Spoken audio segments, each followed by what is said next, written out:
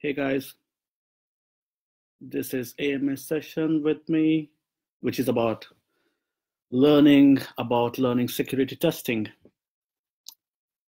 I will just wait for a few more minutes so that people can join in.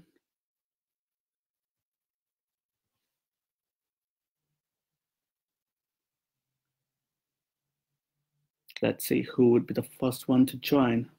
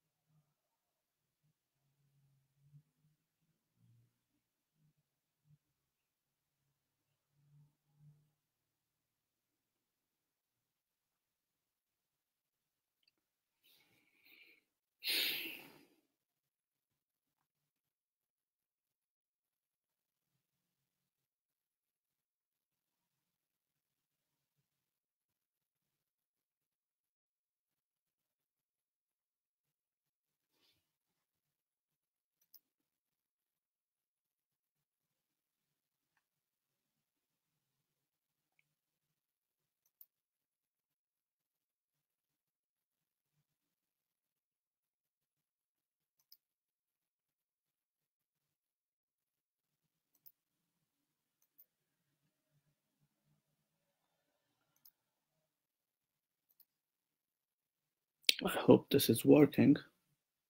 I don't see anyone yet.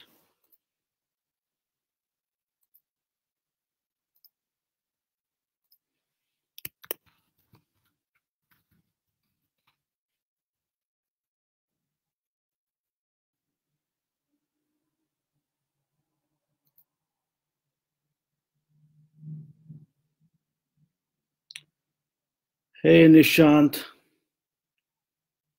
There we go, Shubham.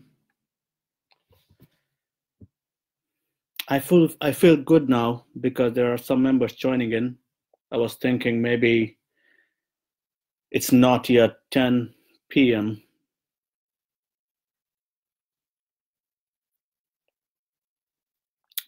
Hello everyone. Hey Lucky. Hey Naveen. Great. Let's wait for some more people, and I will wait for Mahesh to tell me when I can start.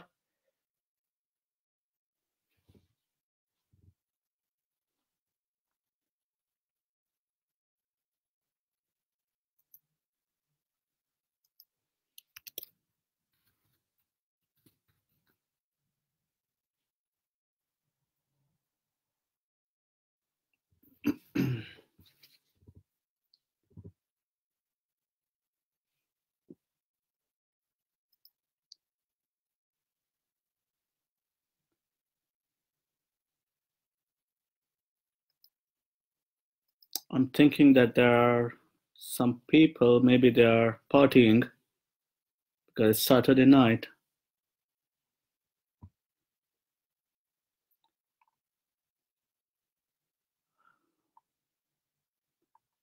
Yeah. So let's wait for 4 to 5 minutes for members to join in, and then we can get started. Thanks, Mahesh. Hey, Neeraj.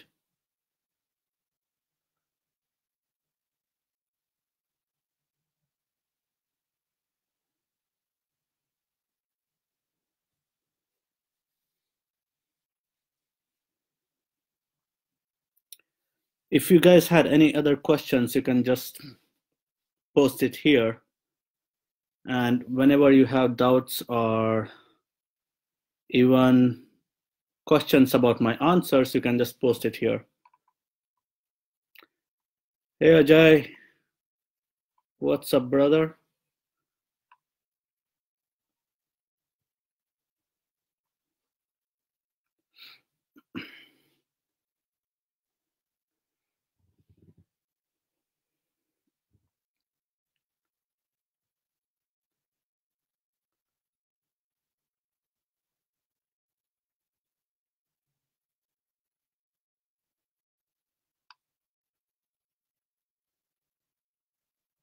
Hi, Ram.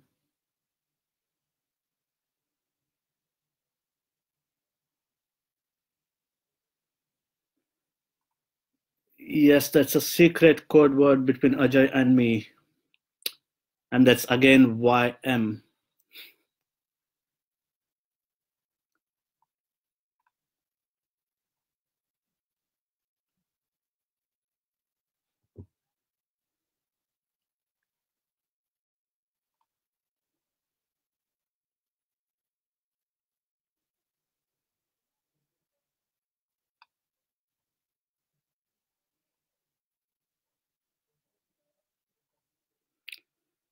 Hi, Deepak. Thank you for your question. I will answer it once we start off.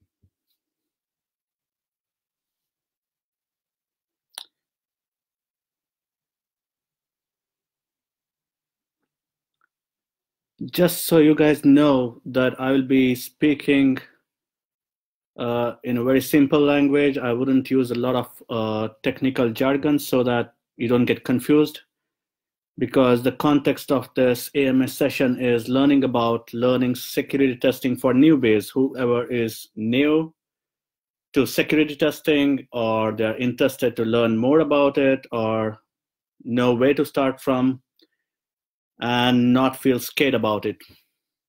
Yeah.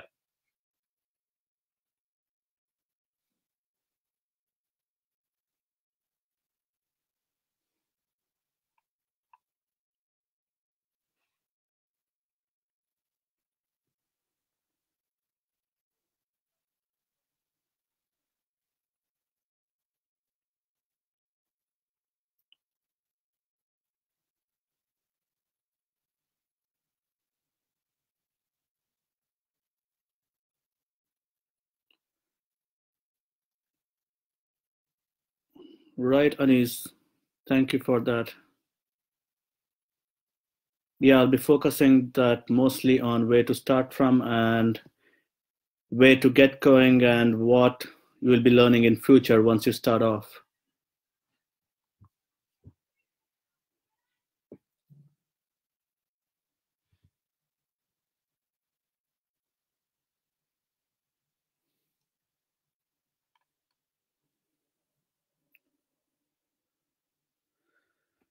Thank you for the thumbs up, guys. Thanks, Nikita. Thanks, Preeti. I would like to see more thumbs up. Thank you.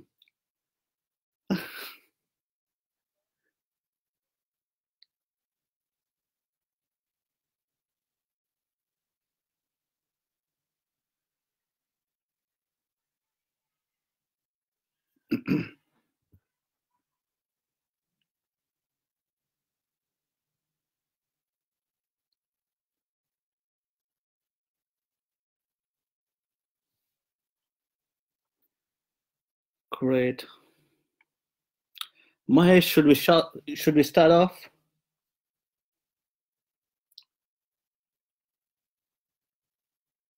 or do you want to wait?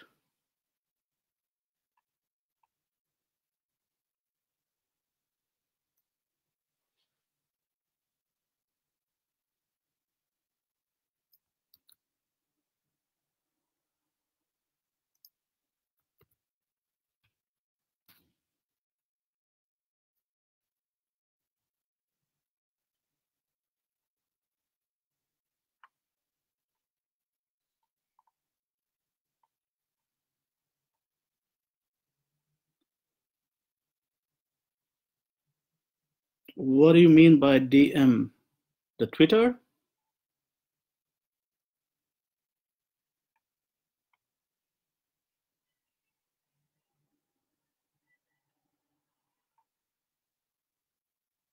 Right.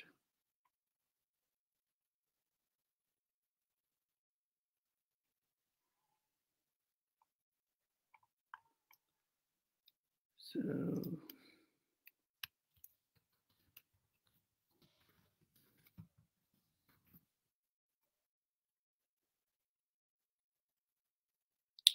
got it.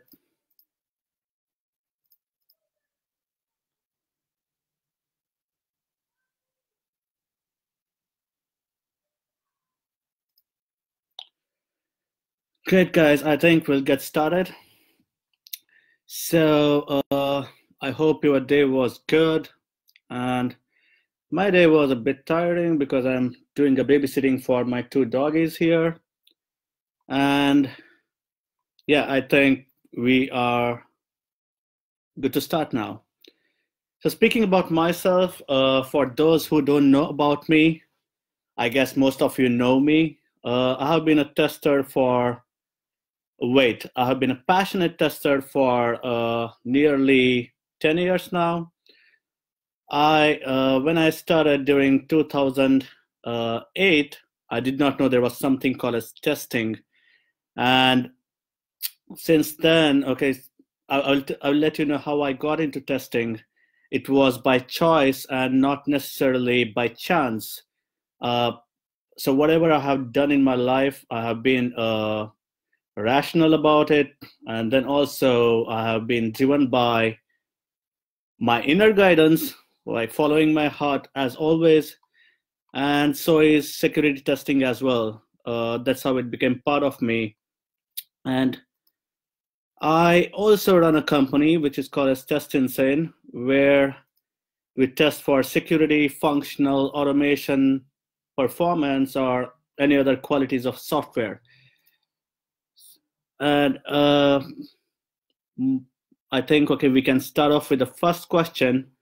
What I have done is I have rearranged these questions based on the context because it will give you a better idea rather than mixing up the questions and directly going to some technical part. So first question I have picked is from Neeraj. So the question is, how did you start with security testing and what are your crucial lessons learned during the journey? That's a great question because if you don't know how my experience was, it doesn't help you connect with my answers going forward. So let me take you back to my experience when I started security testing and how did I start. So let's rewind, and this was about my childhood days when I was 12. And when I was 12, I did not even know there were computers because my father did not get me one because he even did not know there were computers. And what happened when I was 12, I first got introduced to a computer in some course because my father thought that, okay, this kid is being spoiled by playing a lot of cricket.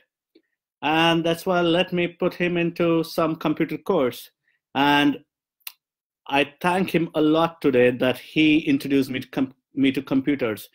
I went to the course and there was my instructor who was teaching me DOS commands, the disk operating system, like creating directories, okay, removing and then changing directories and everything. And that did not get me my interest, my first impression. Well, I was liking it though, but the higher priority for me was to play games. So they had some games like Prince of Persia, not the high definition one, but the older one, which was a black and white. And I started playing that game. I got addicted. And also I used to learn the DOS commands. And slowly the DOS commands became my priority. And I finished the whole course in like 1 week instead of 30 days. And next 21 days or 23 days, I used to play games. And my instructor used to think, oh, this guy is practicing a lot. And he used to have a girlfriend, and he used to speak with her a lot of time during the course. And I was really happy because he used to go out and I used to play games. And whenever he used to come back, I used to tell him, hey, look, I have been learning it a lot. And I scored A+, and he was happy. My dad was happy. And then moving on, okay, I was 16, and that's when I got to know internet, because some of my friends said, hey, you know what? Okay, you can watch this porn movies. That's how I got introduced to internet. And I think most of us have got introduced to internet through porn movies. And once that happened, my interest got shifted to internet relay chat, which is an old school kind of a messenger. So there, I started meeting some of the people from different countries like Israel, Pakistan, and even from some European hackers. And from them, I started to learn some things like, okay, how can you start hacking? Because I did not know what hacking was, but there was someone said, hacking, I hacked into this application, and I was like, what is this hacking? That's where my journey started. I started looking on web, on Google search, what is it? And the biggest problem then was my dad did not get me an internet connection. So I used to go to internet cafe and work from there. When I say work from there, I used to chat a lot with different people around the globe. And I thought it may be good if I got internet connection back at home. And that was the first time I used the IOPS password recovery, which will, what you do is, we used to have a dial-up connections before. And if you remember, we had a username and a password with a checkbox which said, remember my password. And by default, these internet cafes used to have it checked. What I did was I downloaded IOPS password recovery for free. And what you need to do is just drag the key to the password field, and it will tell you whatever is behind those stars or asterisk. And from there, I was so excited because I got the credentials of a dial-up connection of internet cafe. And what I did was I used that username and password during night times from 12 o'clock in the midnight until 5 in the morning using my telephone line at home. And I was using their internet, because if I use it in the daytime, they would get suspicious and they would start investigating who is this guy connecting to our internet, because you can't have two connections at the same time because one had to disconnect. And that was my first hack, but actually that's where I call it as a script kiddie, because script kiddies are not necessarily intelligent hackers, but these are the kids like me when I was 16. When you use some tools, click on them, like point and click, and then gain something and start using them for your own gains. So then I moved my interest in web application security and hacking mobile apps. And that's how I got into security testing. And also, I faced a lot of problems during this journey from 16 to 21. You see that, okay, that's your teenage, and then you do a lot of stupid things, and I did not even know about laws. And there have been some times when some people called me and they said, okay, what are you doing? Why are you doing this? And I think I also got a call from the cops once, and I was scared. And for a few months, I did not do anything on security.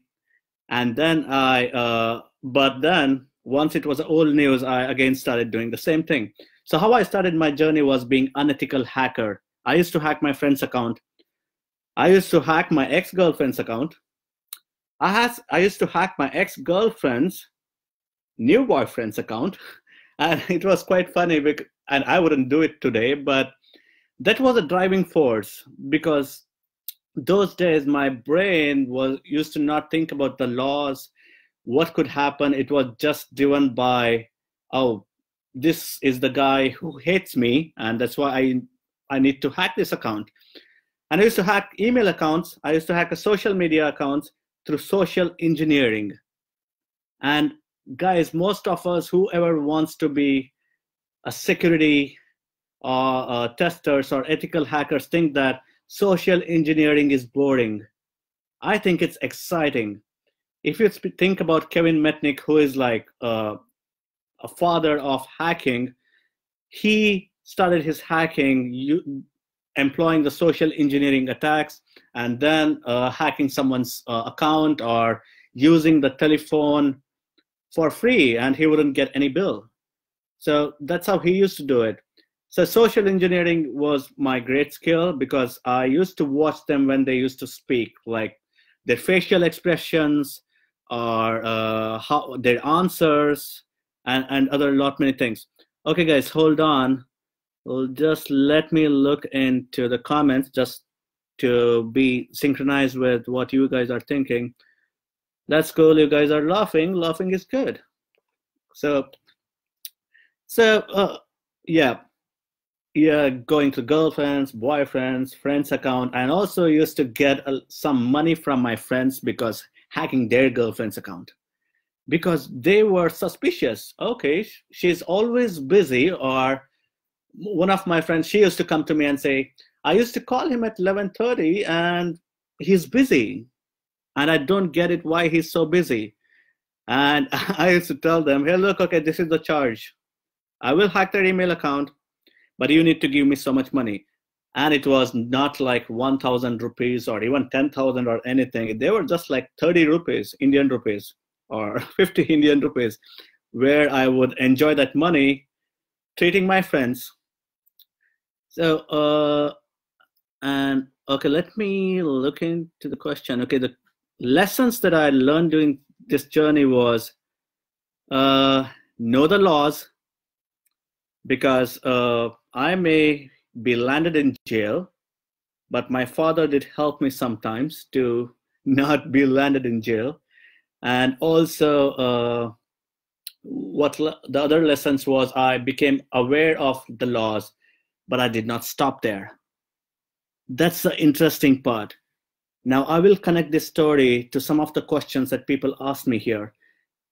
I did not say I'm scared now and I will stop hacking. Because if I had stopped, I don't think so. I would be whatever I am today, because I listened to my intuition. Okay, I listened to my visceral inside, and it was always telling me there is something, just keep going ahead. Because in my heart, I knew that I'm not doing something bad. Well, apart from hacking the boyfriends, girlfriends' accounts, all those things, I stopped doing them. That was a learning. I did not do them, but I still continued hacking, but not for money, not for not any of the people who hated me or something. I went to the next level where I started hacking for my satisfaction in terms of learning. I did not do it for money, because when I used to hack, it's like $1 billion satisfaction to me, even though I don't earn any money from that. So that's how it started. And I started teaching other people, my students. All right, okay, so I have a sub question from my answers here, which is, what is social engineering? Now, social engineering is manipulation of minds. So let's say I have a hidden agenda and I ask you, Naveen, hey, when is your birthday? And what you start telling is, you just don't tell me your birthday. You also tell me, hey, look, okay, my sun sign is this. Okay, do you believe in this astrology? Okay, do you believe this comes on this day? Are you going to give me a gift? I like this kind of gift. So you're basically giving me a lot of information when I just asked you, what is your birthday? So your question could be, why are you asking that? If I'm a new person to you and I'm not really your close friend, but maybe I become your close friend, I'm trying to manipulate you. And I ask certain questions like, which bank do you use? Okay, then you say HDFC Bank. And then I ask you, and I go to your HDFC Bank, and I go to your security question, and it says, what is my pet's, what is your pet's name, the first pet's name, right? So what I will do is, I'll come back to you and say, hey, do you like pets? As you have had pet, because you have chosen that security question, I know, okay, you like pets. and you are like, oh yes, I love pets, I have one. Because when you are happy, when your brain is happy, you always tend to give more information to people. And I will say, oh, what's your dog's name? Okay, did you have any dogs before, or since when do you have dogs or any pets like cats or anything? Oh, what was its name? And then you say, okay, it was Rocky. Okay, now I just got your answer to your security question. And you don't even know, because when you created your HDFC bank security question or any account security question, it was before 3 years or 2 years. So that's social engineering. And so how it relates to security, can you please tell me something about social engineering and how it relates to security? I think I just spoke about HDFC Bank. So now I spoke about the security question and how you can do social engineering with people and get an answer and inject it back into your software wherever your security question is. And now that's a software security problem, because what is your first pet's name is not really a good security question. They're not, and sometimes people say, what's your favorite color? I mean, are you really serious about this? Because colors are finite set. I would say yellow, red, or blue, anything, and they're a finite number, because we are not speaking about colors in RGB values or hexadecimal values. So there are finite set, and all you can do is use your Selenium, not only Selenium, or automate in any ways using Python, and then you can keep entering all those color names, and finally you get the answer. So that's how it relates. Social engineering relates to your security. And also you need to be aware what kind of features are we sorry, developing, and can they be compromised with social engineering? That's the question we need to ask for some of the features that we have, that we write code for in our applications. So I hope I answered that. All right. So do you have any sub questions related to social engineering now? Or the first question from Neeraj? I'll just give you 30 seconds time if you have any questions about that.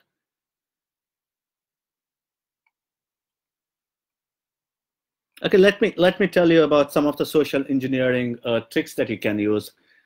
For instance, in your company or anywhere you go, you want to hack your friend's account, and you are sitting in Starbucks, and you want to know what's the Facebook password of your friend's account. What you do is watch their hands. This is social engineering again.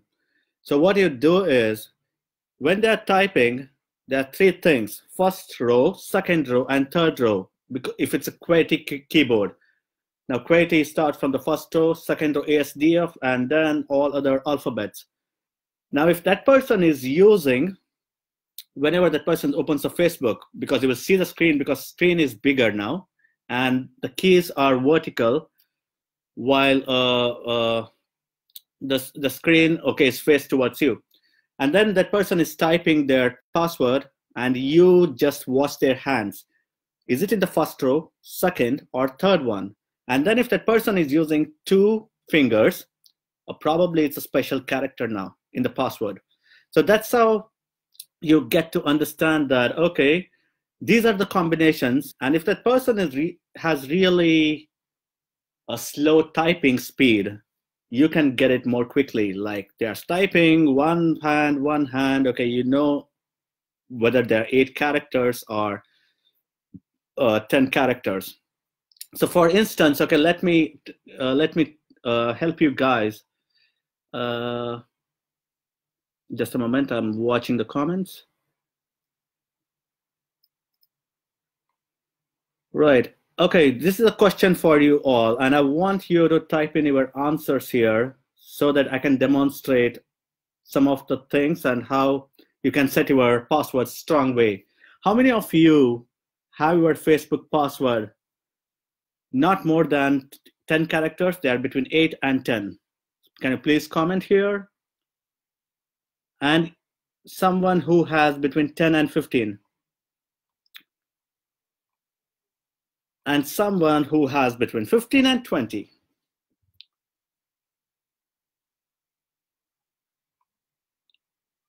Can I get some comments here? All right, 10 to 15, 8 to 10. And the test tribe, that should be Mahesh. Yes, I have 14 characters, 10 to 15, 10, less than 10. Shubham, when you say less than 10, is it 8 to 10 or 6 to 10 or 6 to 8?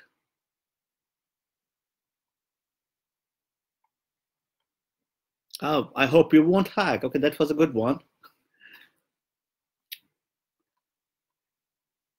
All right, secret.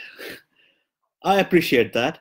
So guys, whoever commented here, and my question is, why were you answering my question?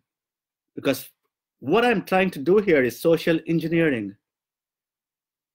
But what I will do is, I will not even say about this, and tomorrow I'll come near you, and you are typing your password, which is around 8 characters, and I keep watching your keyboard, whether it has special characters or not. Now, Shubham, you have really helped me by reducing the combinations, coming back to 6 to 8. Now, this is social engineering. Why are you giving me your password length? Now, this is bad. I can use it for my activity, and I can hack by learning more about you guys. So this is social engineering example. And also, if you are in your office, if someone got a credit card, all right, if you want to know that PIN number, all you need to do is, because many people give their office address to receive their credit card account details. And when you get this PIN number, you see the PIN number on that paper, and it says destroy this paper.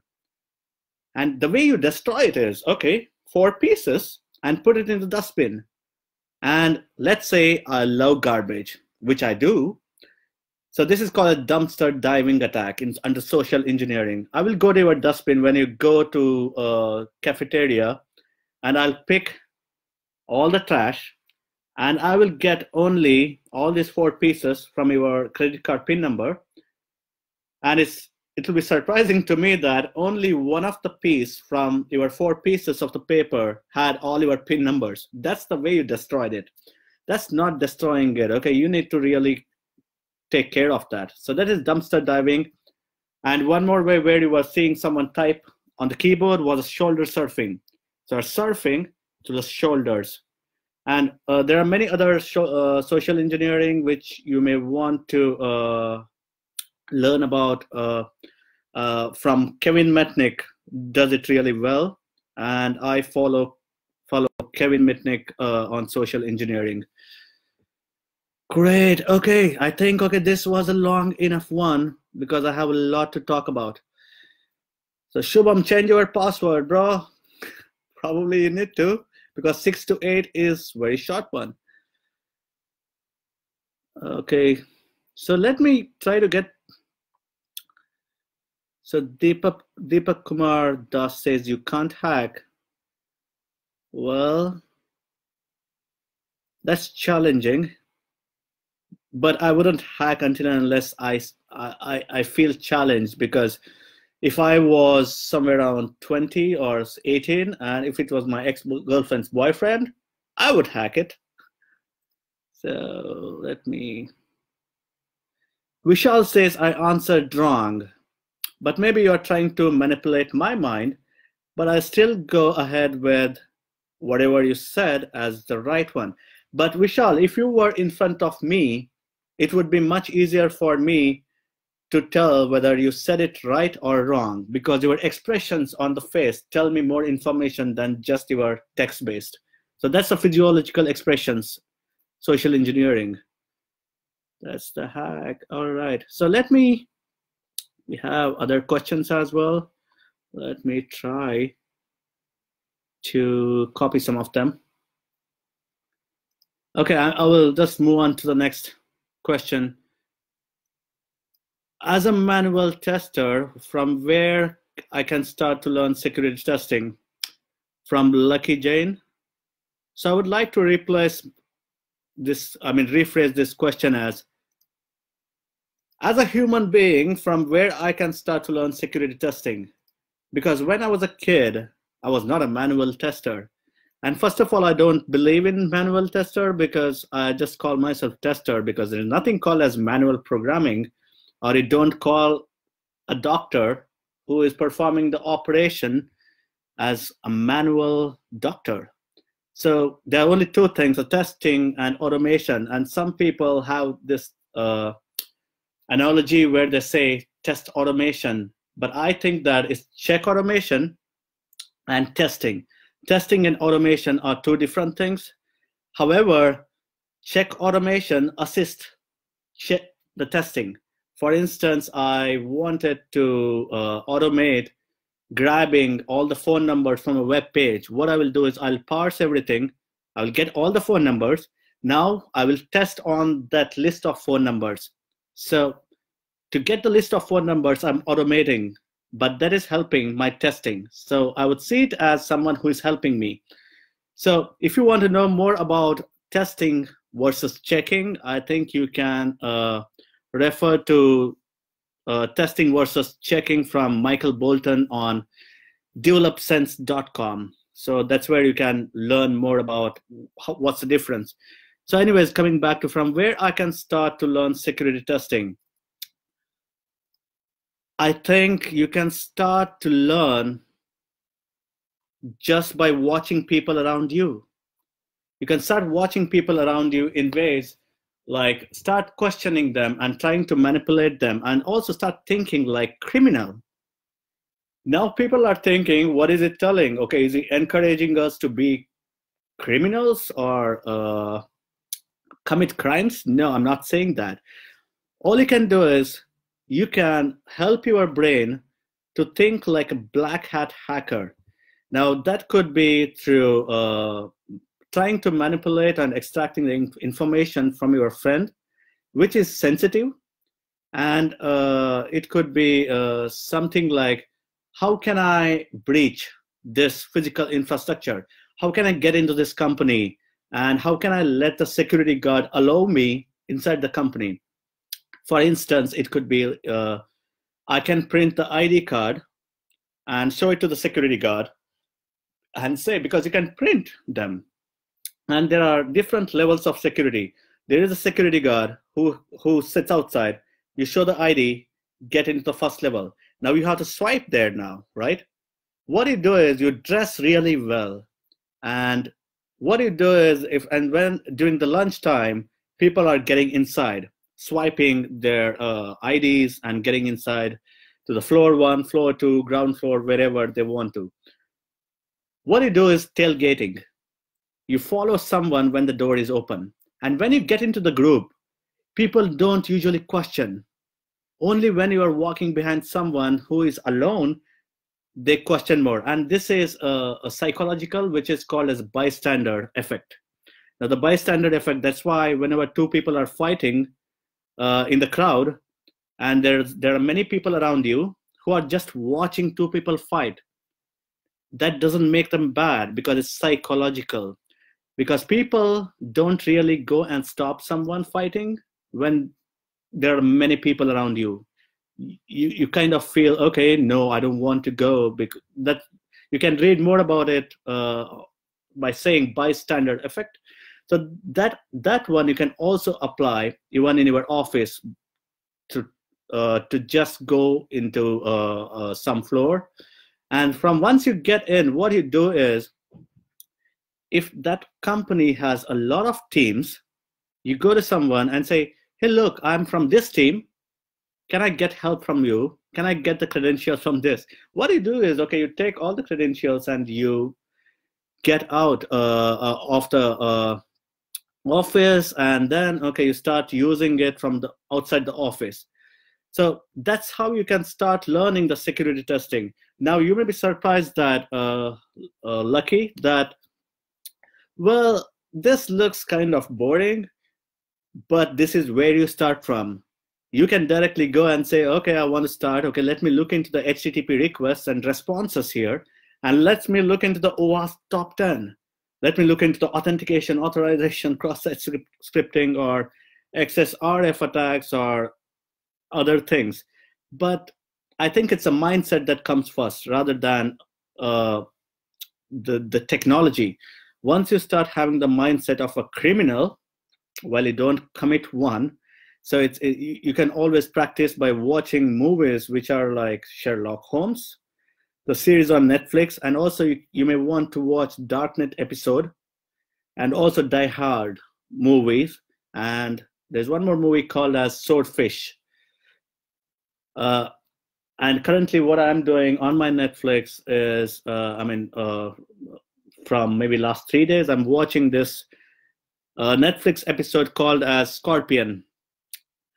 Well, in Scorpion and all these movies, you may find it that people are trying to hack. And this guy is saying, hey, bro, I got this done. Okay, just give me 5 minutes. Okay, I'm done. I have hacked into this network. I have hacked into mainframes. No, this is all bullshit. Okay, it doesn't work that way. But all you can do is when you're watching this, you can watch them speak and also try to understand why they are doing it in terms of social engineering and software security. Because some people, like Mr. Robot, they speak about a lot of tools there, how they are trying to get into the network, how are they trying to do social engineering on technology, like what kind of servers are you using, what kind of database are you using, and what kind of technology stack, is it PHP, what kind of versions are you using. Knowing all this information, what you can do is you can have best attack vectors. Now, attack vectors are like, once you have the information, what kind of attack I need to have.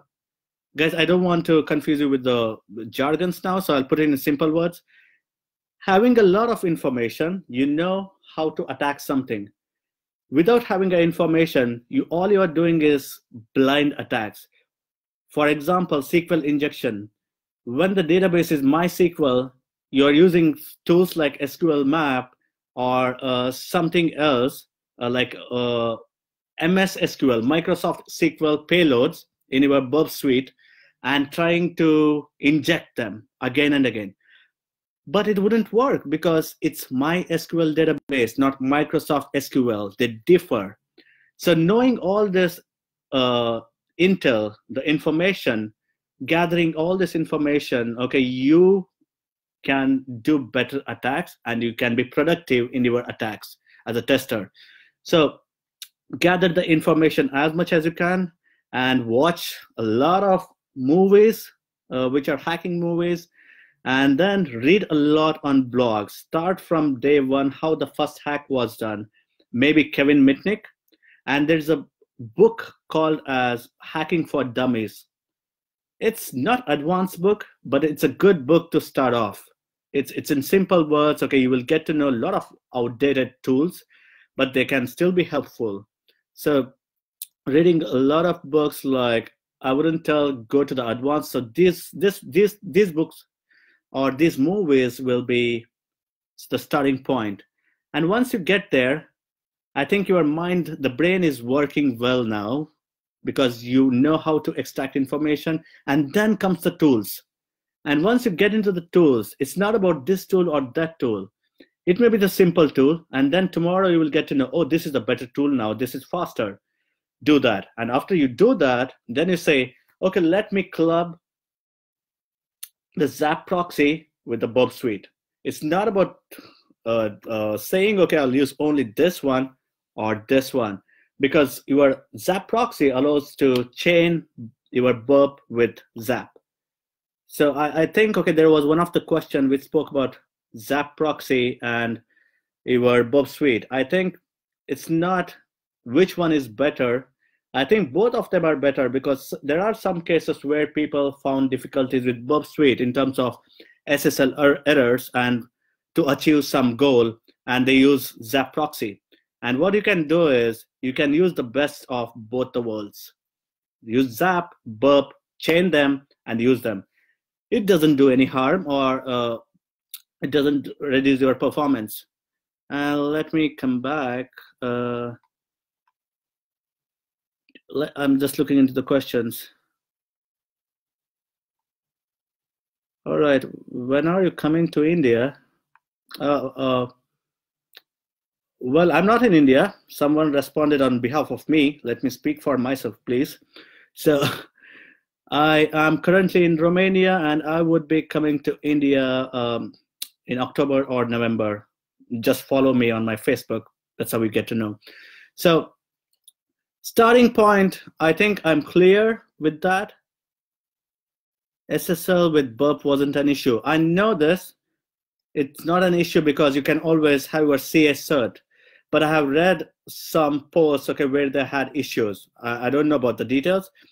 But yes, SSL works with your CS certificate. Okay, you go to HTTP, then burp, install the certificate, and SSL, you can always do that. That's not a problem. So all I'm saying is there could be some problems between two things. Why not use both of them if there is an option? Great. Thanks, Lucky. I have more to speak about it. I can still have a call with you and speak about them. Let me please suggest some blogs to follow on. Okay, I will take this and I'll tell you in the end. Now let me go to the next question. What should be the roadmap to learn security testing? I think I answered it because Lucky's question was similar. So I will again recap: movies, blogs, read books, and then get on to your OWASP. And OWASP is again a reading material. Start from OWASP cheat sheets. Go to OWASP.com or .org, if I'm not wrong. Once you go there, Control F, or just do a Command F if you are on Mac. Just type in OWASP or cheat sheets.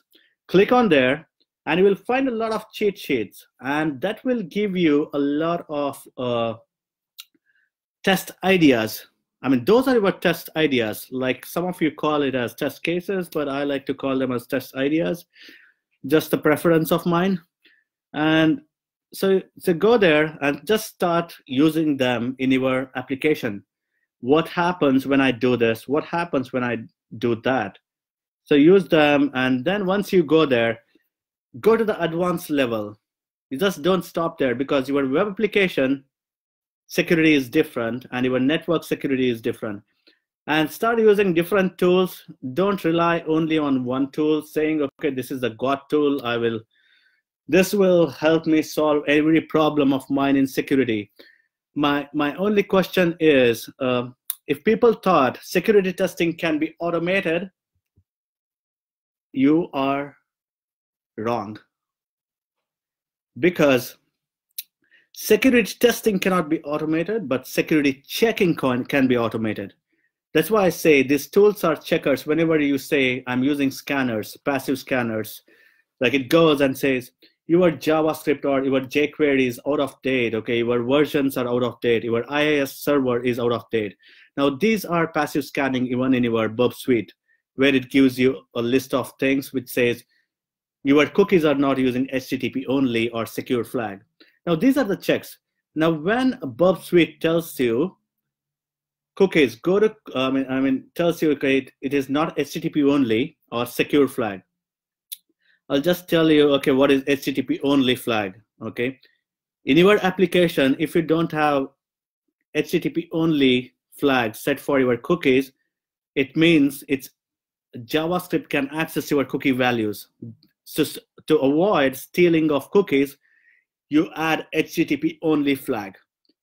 And the secure flag means your cookies have to be transmitted over SSL or security. That's why these two flags are, they are kind of security for your cookies. And even if you have a cross-site scripting attack, they cannot steal your cookie values because they have HTTP only. That's how you stop this cookie hijacking, and then people will be able to use your cookie values and then directly log in. So, and that doesn't mean that you should not have defense mechanism against your cross-site scripting. You need to have a HTML encoding, JavaScript encoding, or your server-side encoding and database encoding as well. So I think that we answered that. Guys, just give me 30 seconds or a minute. I'm just going through these questions. All right, what was your toughest hack? Okay, I think I will go with Vishal's question, which is, what was your toughest hack in terms of time consuming? I think this was hacking the admin panel of web application, which was from the educational domain. So these guys had a web application where there would be students could register, and there's admin, and there are teachers. So you see there's a student role, and then there are teachers, and then there are admins. So everyone had a different authorization. So what I tried to do was I identified that there was a cross-site scripting attack in their third-party component, which is sending a message. So in the web application, there was a feature called a send message. In this message, it was using, I think, Tiny MCE editor, which is a third-party component, which people just integrate in their application, and you can use a text area and your text controls like make the text bold, add the image in the text area and everything. Basically a text editor inside the application. So I found out that there was an image-based cross-site scripting. You could use an image insertion and the image tag basically, and also add cross-site scripting attack, payload. Once I got this, okay, now I wanted to exploit this, and I did not know how to make sure my developers will understand the severity or how scary that security bug was. What I did there was I sent an AJAX script, and then I identified, does this mail, message go even to the admins? What I did was I sent a message to the admin, and I wrote my AJAX script, and the AJAX script, okay, would send a post request, which was about creating one more admin. Now what I did was, okay, I gave an alert box in the script, my JavaScript, which I customized in that cross-site scripting using the image feature, and I sent it to the admin. Once it went to the admin, he opened that. Once that person opened my message, there was an alert message saying, okay, welcome to the mail. And that admin thought probably, oh, wow, this is a new feature which the developers have written, but actually that was sent by me.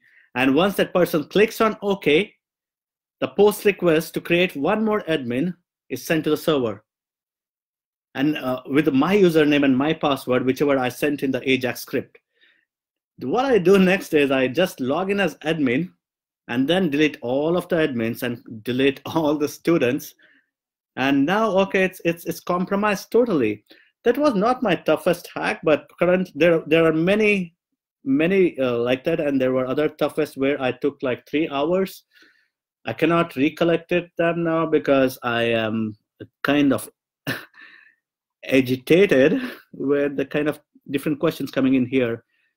But I hope that was a nice one. Okay, guys, I'm going back to some of the questions which guys posted before, and I'll start taking every question later.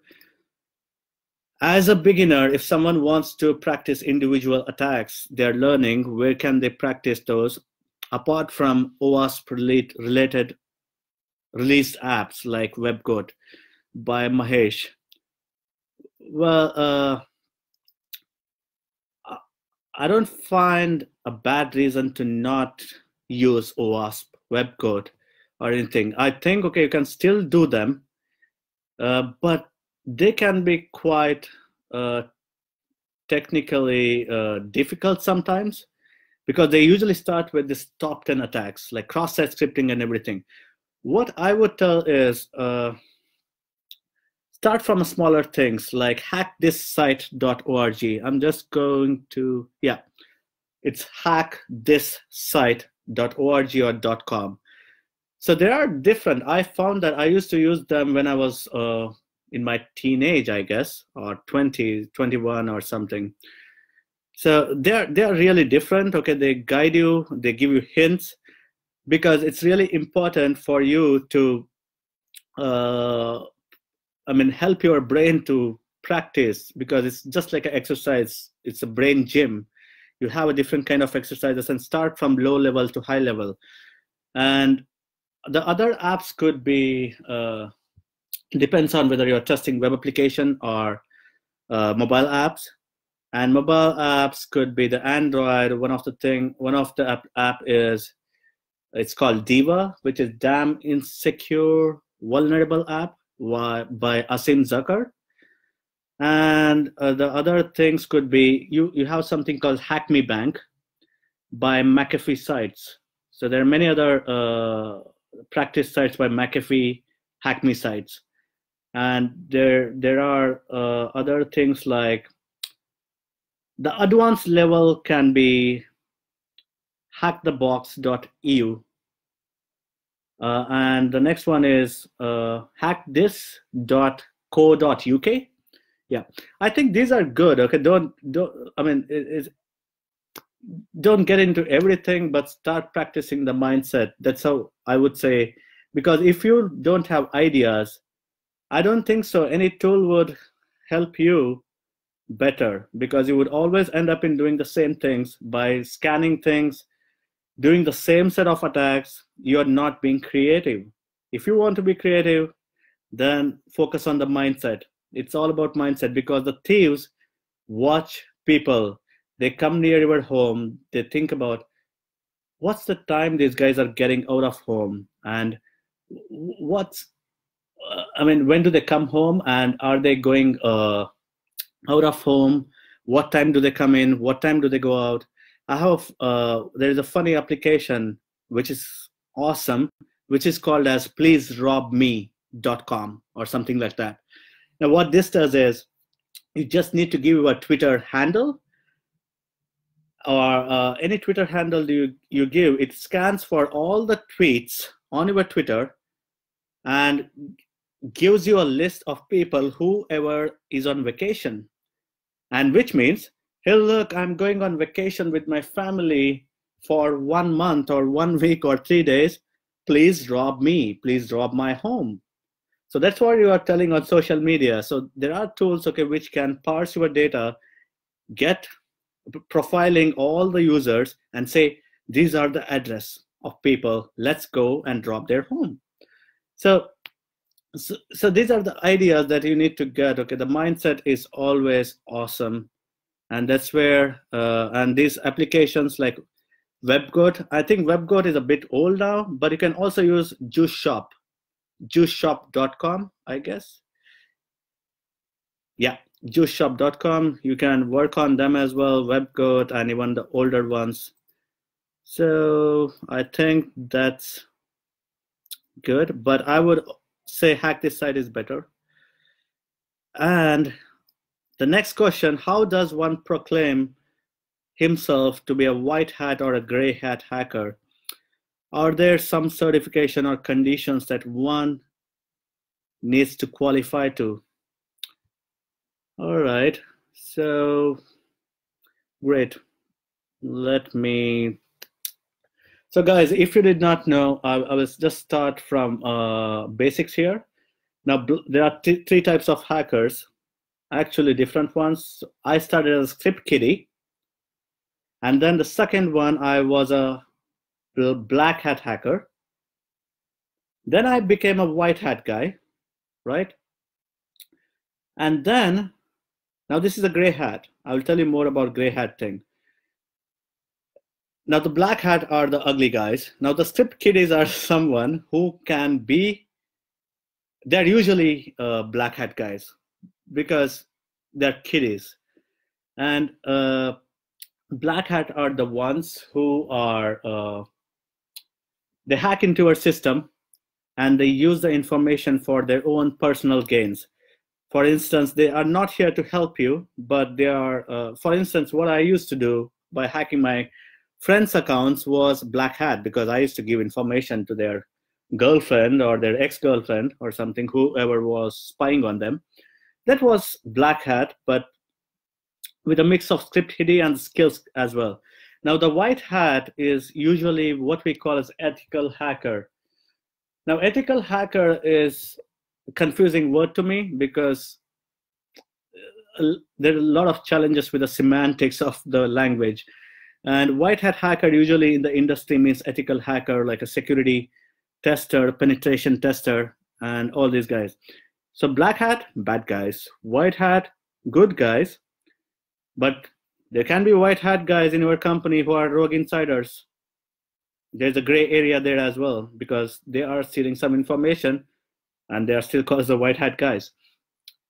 And gray hat are someone, for instance, what industry believes in gray hat is this hacker hacks into someone's, like some software, without their permission or without informing them, and no explicit permission here, and does a hack and also writes an email to them saying, hey, look, okay, you have a security bug here. And then they fix them, right? And this can be a gray hat, but in some countries, this is illegal. So don't think that gray hat, okay, I'm helping these companies, okay, it should be good, let me do this. But in some countries, you need to understand the laws. Every jurisdiction by countries or your geographical, location, okay, it can change again and again. So be up to date with the laws and then follow what you want to do with them. So gray hat, I don't think so there is something called as gray hat, because gray hat can still be white hat and it can be black hat as well. Or sometimes you are gray hat, sometimes you are black hat. So let's only talk about the gray hat and the black hat. Black hat and white hat.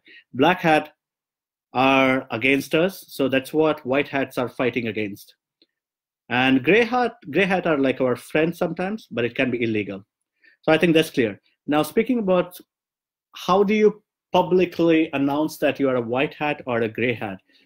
If you are working in an organization and your intentions are really good and you have skills to find the security vulnerabilities in an application and report to your security company, your company, then I think, okay, you can just say you are a white hat. Because when I was a kid, I did not have any certifications. And even today, I don't have certification. I do have CEH, okay, Certified Ethical Hacker. But I think I took that exam, and what I felt, nothing. It was just like multiple choice questions without even hands-on approach. And I was like, are you serious? And they were outdated questions sometimes. And I did not feel good about it. Why I did it was to see what are these guys doing, because I just wanted to see. I was curious. Well, I spent around 30,000 Indian rupees for that. Well, I don't mind about it because I like learning sometimes, like in a crazy ways. I wouldn't appreciate the CEH, but if you want to really, it depends on your intent, whether you want to get a job or whether you want to get a client from some companies, because some corporates say that you need to have this kind of CISSP or CompTIA plus security, or OSC, I think OSCP, which is Offensive Security Certified Professional. I think OSCP is really good. I'm not speaking here about certification, but I'm speaking OSCP is a certification, but why I like them is there is real hands-on approach, and the kind of challenges they have to pass this exam is brilliant. And if I have to choose, I have to tell you between CEH and OSCP, I think OSCP is something that you may want to go ahead with, because CEH, not worth it, guys. Even for the basics, no, it's not basics at all. It's crap. But for jobs, it may be good.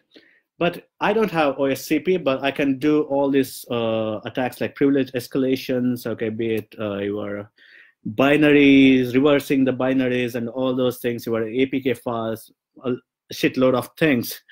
But no, certifications, not necessarily. If you want to proclaim yourself of white hat or gray hat or black hat, go ahead. As long as you have skills, just tell it. And people used to, and without having all these big name certifications, I have a reputation as a security expert.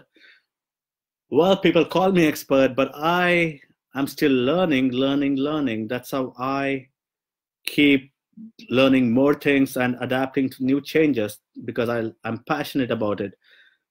So certifications, OSCP is good if you really want to do it. Does it help? Yes, it helps with skills as well, because of the challenges OSCP has, and also it also helps you with the job as well, to get you a higher pay if you are keen on the higher pays as well. So that's great. Let me take a break for a while, guys. Give me 15 seconds. I will drink some water.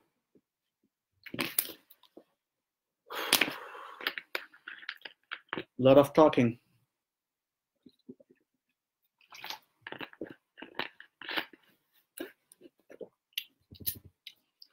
My doggies are looking at me thinking, what is this guy doing, screaming all over here? So I think I spoke good enough about white hat or black hat. There are no conditions about why you need to call yourself white hat or black hat, because there are no conditions for you to call yourself as a human, just if you are a human. Just do it. Okay, so I just want to make this point. I get a lot of clients who write to me, even though I don't hold certifications. They come to me saying, okay, we are coming to you because of your skills.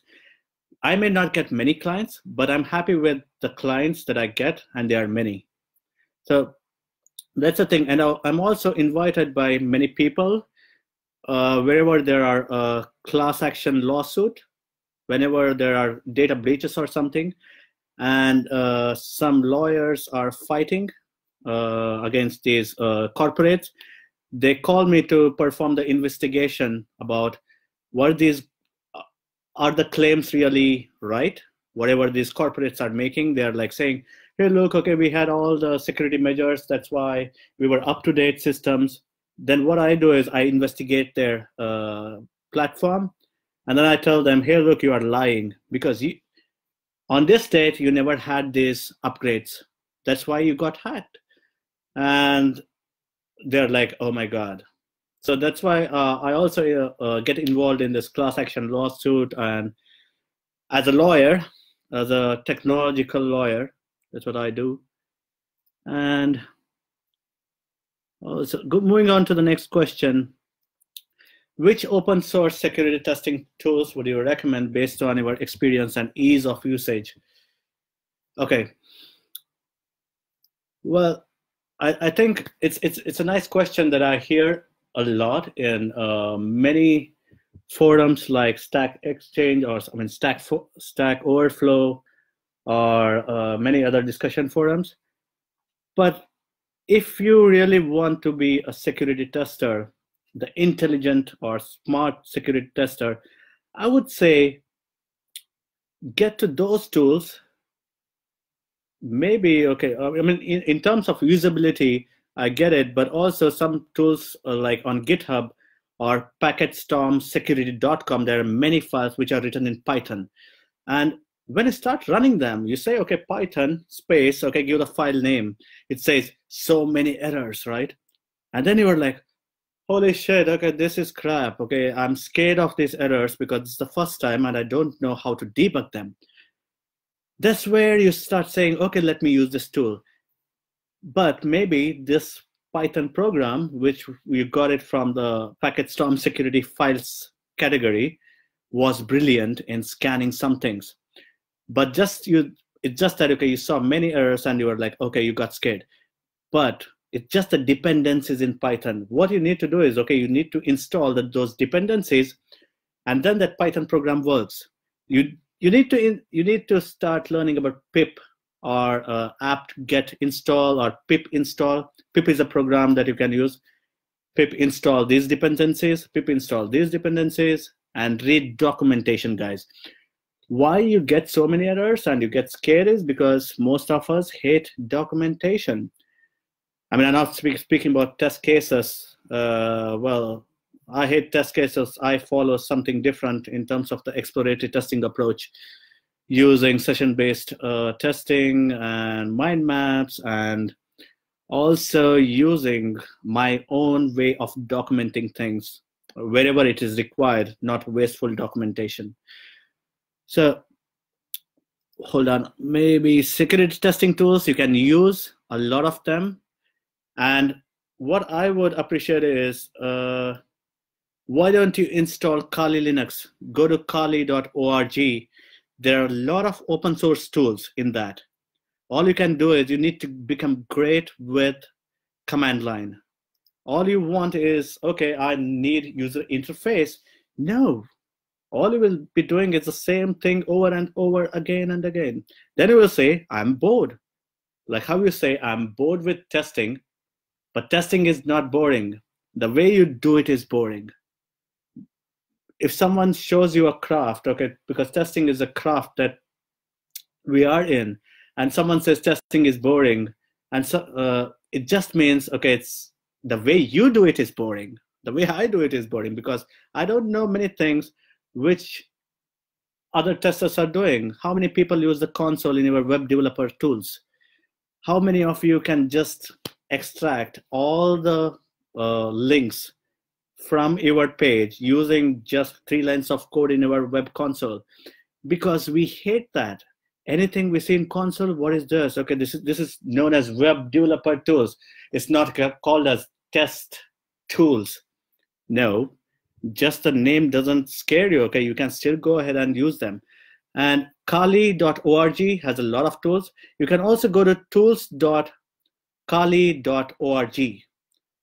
There are many tools, and you will be surprised that, oh my God, there are so many things I can use using just your Python program. And for instance, okay, you wanted to list all the subdomains of a specific website. Let's say flipkart.com, right? Now, if you are going to hack something, you need to know what are the subdomains it has. Maybe even the people who work in Flipkart don't know about these so many domains, right?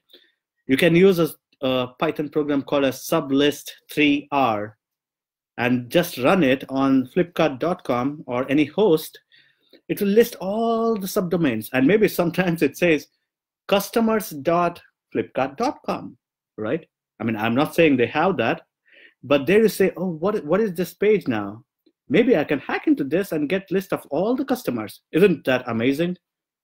So kali.org, I use Burp Suite extensively, speaking about the tools, but Burp Suite is it's a freeware, but also you have a commercial version.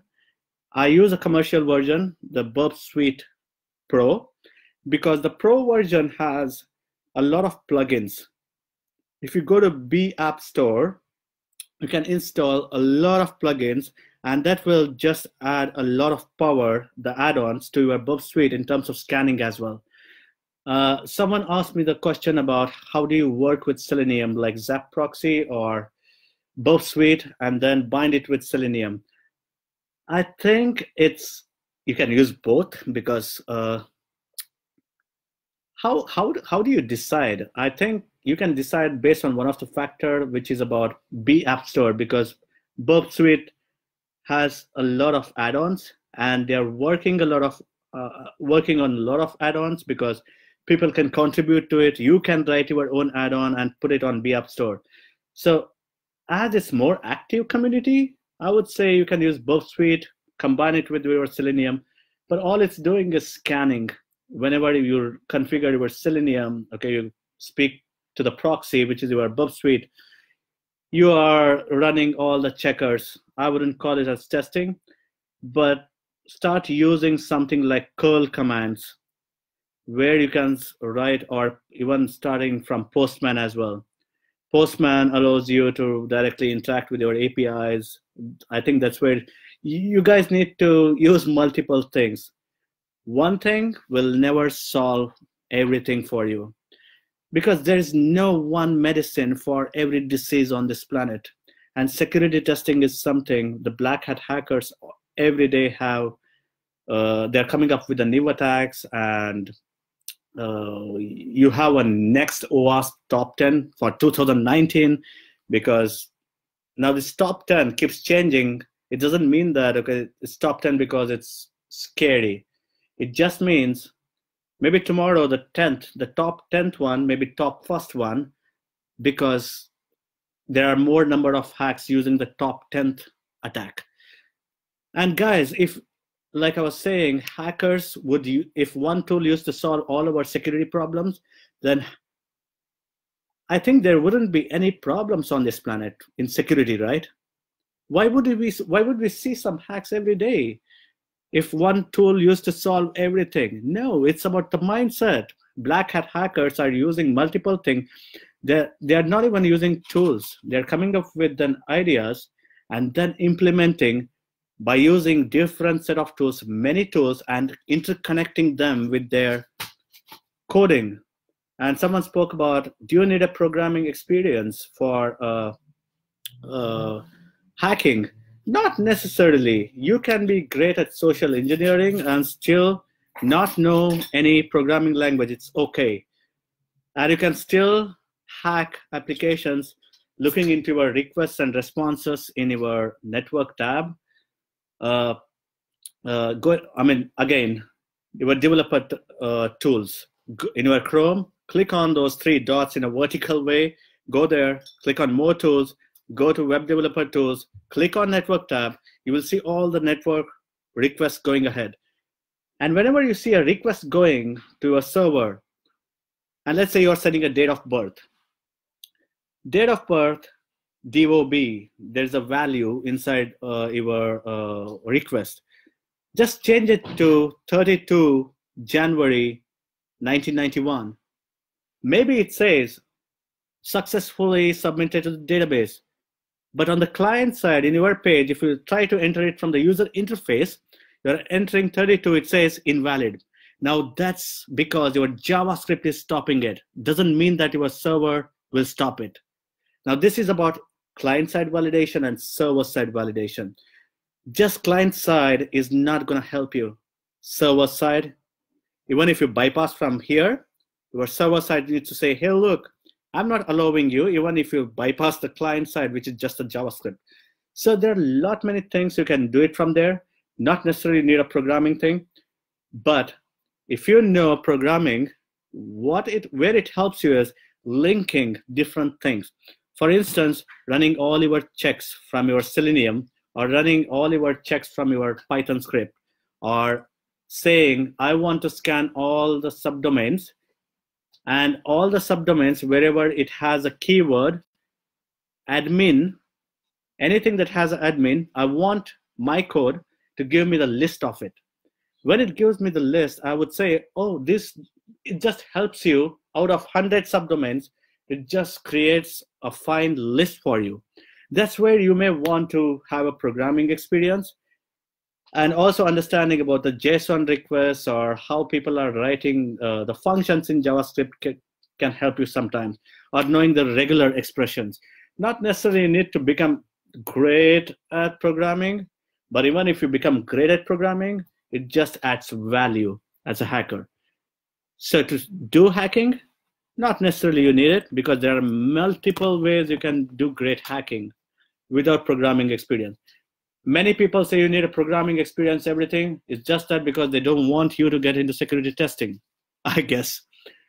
But I think it's once you start with the baby steps, I think you will reach there.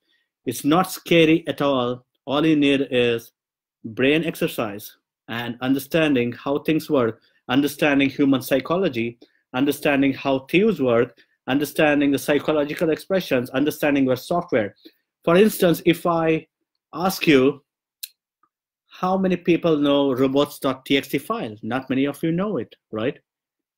And there is a hack inside robots.txt file, because whenever you have a root / website name flipkart.com or example.com / robots.txt.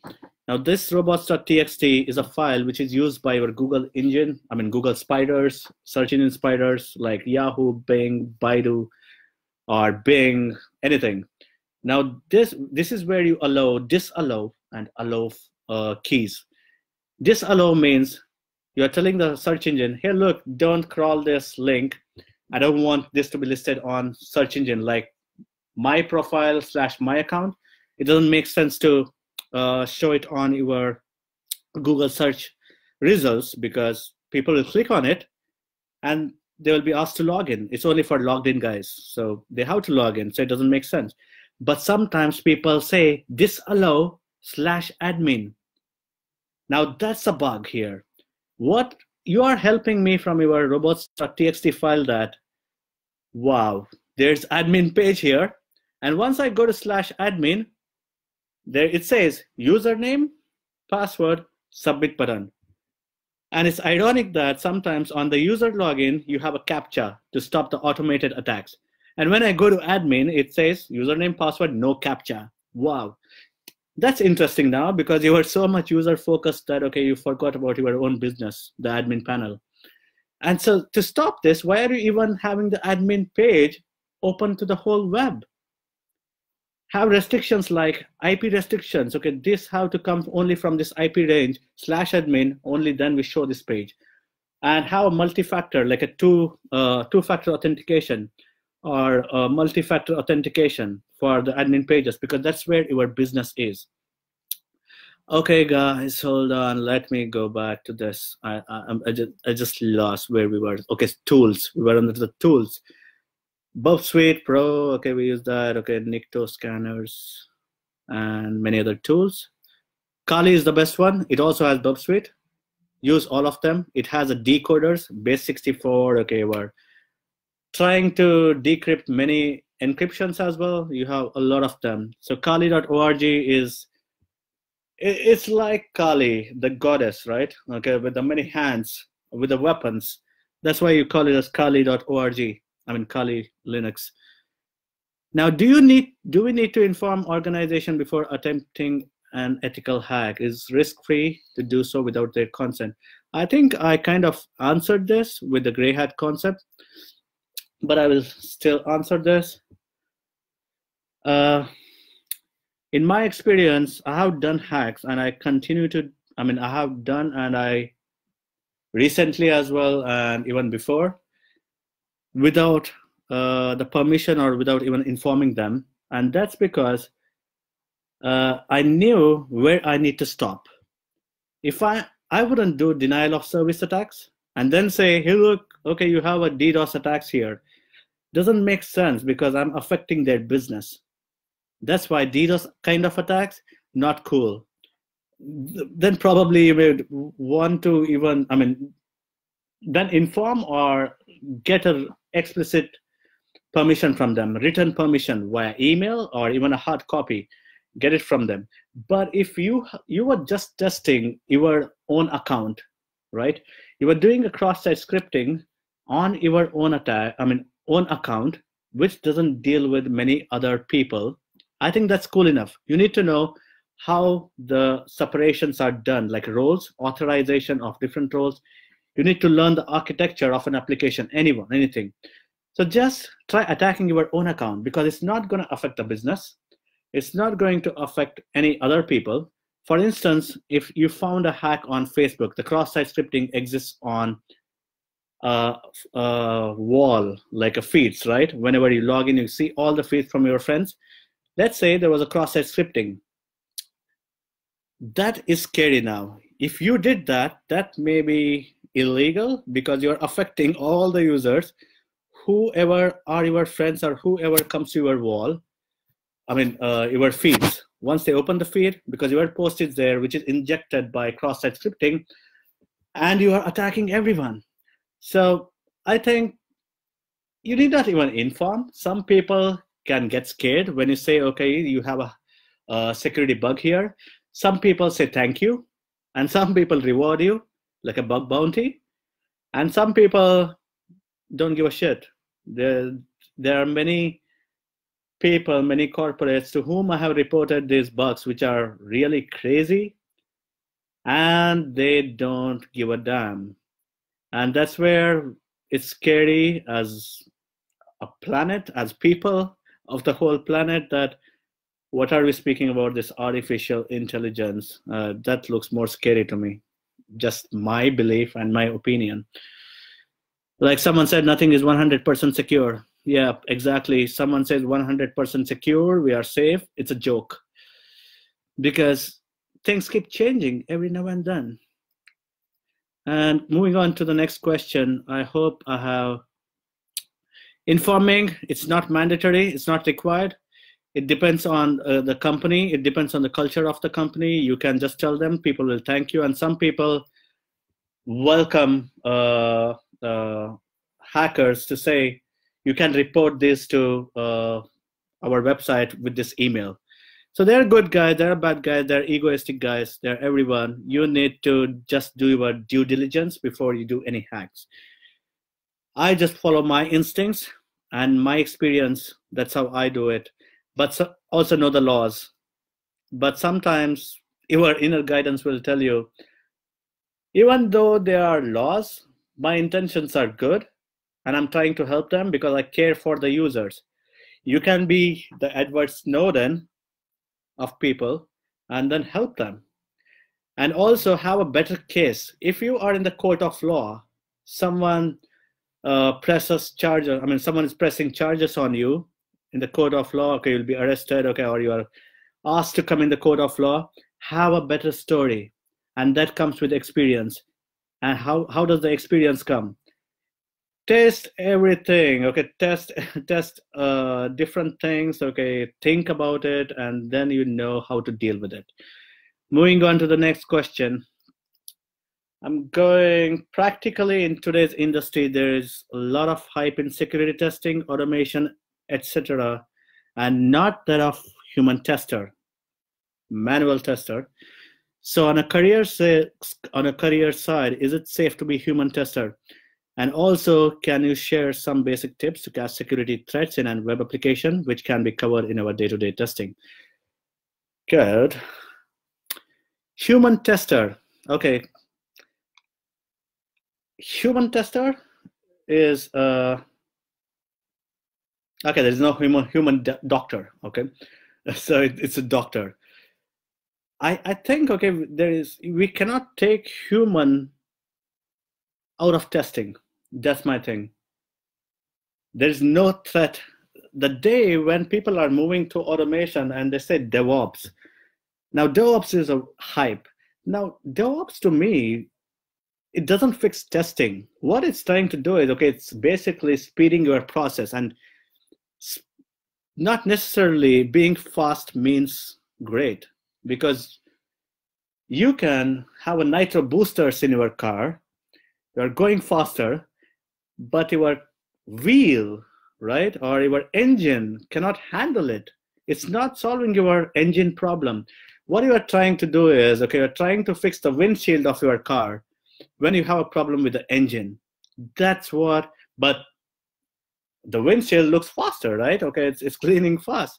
Now DevOps is about, okay, you know about your bash scripting, okay, you are doing a continuous deployment, okay, your continuous integration, continuous delivery, all these big words, right? So these things are not. Human is testing to me, okay? Humans, you cannot take them out of an equation. You will be there. It's not something scary, okay? First of all, we need to stop thinking about it and supporting those people who say, oh, you testers won't be there after so many years. And I'm like, I'll wait and watch, and I will prove you wrong. That's the kind of confidence you need to have. And also the automation, it's again checking. You can learn automation, that's up to you. It may help you in checking, but what I find interesting is having a diversified skills in your team. If really someone is good at skills and someone who is coming to me and saying testing is boring, I would say, have you used a console? Have you used a robots.txt file?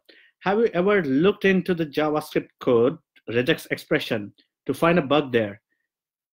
And everyone said no. Isn't testing beautiful? It just meant, okay, you haven't explored a lot. You can go to a sea beach and you just say, you're seeing it on the map, like maps.google.com. It's just blue, right? It's kind of boring. But once you are in a ship, once you go scuba diving, okay, the way you see all those different animals there, you are like, wow, it's such a great exploration. Okay, I feel so happy. That's the thing about testing. I would appreciate people stop using this manual keyword at all. It's just testing. And going on to the next question, in the same question, how can I test? Basic tips to catch security threats. Now I have some things here. You can always start with questioning to seek answers, and you may get a lot of information, and you can start seeing security bugs in the information which were found in the answers. So the questions can be, you can go to a developer or the product manager and ask them, do we have any security measures implemented in our application? And that could be scary for them. Okay, where is this person coming from? And if yes, what are those? And if we haven't, why not? And that information can help you a lot. Why are you even testing for security? Okay, when people tell you that, okay, we don't have security measures. And that's the highest bug. Okay, it's not even testable. And then the other question can be, if we are using any third-party APIs or third-party scripts or application integration, are they all up to date? So remember the tiny MCE editor where I hacked into admin panel, because the tiny MCE had a security bug and that version was outdated. They had not upgraded their the application. That's why we had cross-site scripting.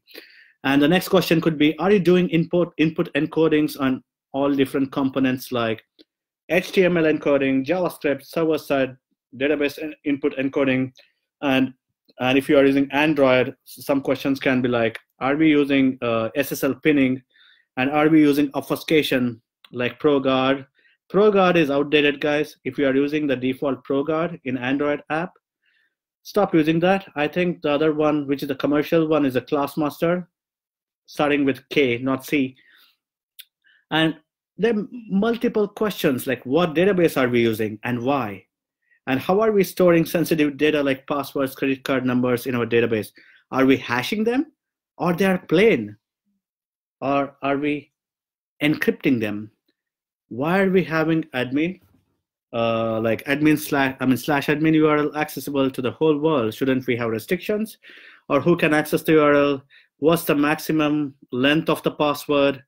Why is there a minimum length of a password, which is 6 characters? I think 6 characters can be hacked easily.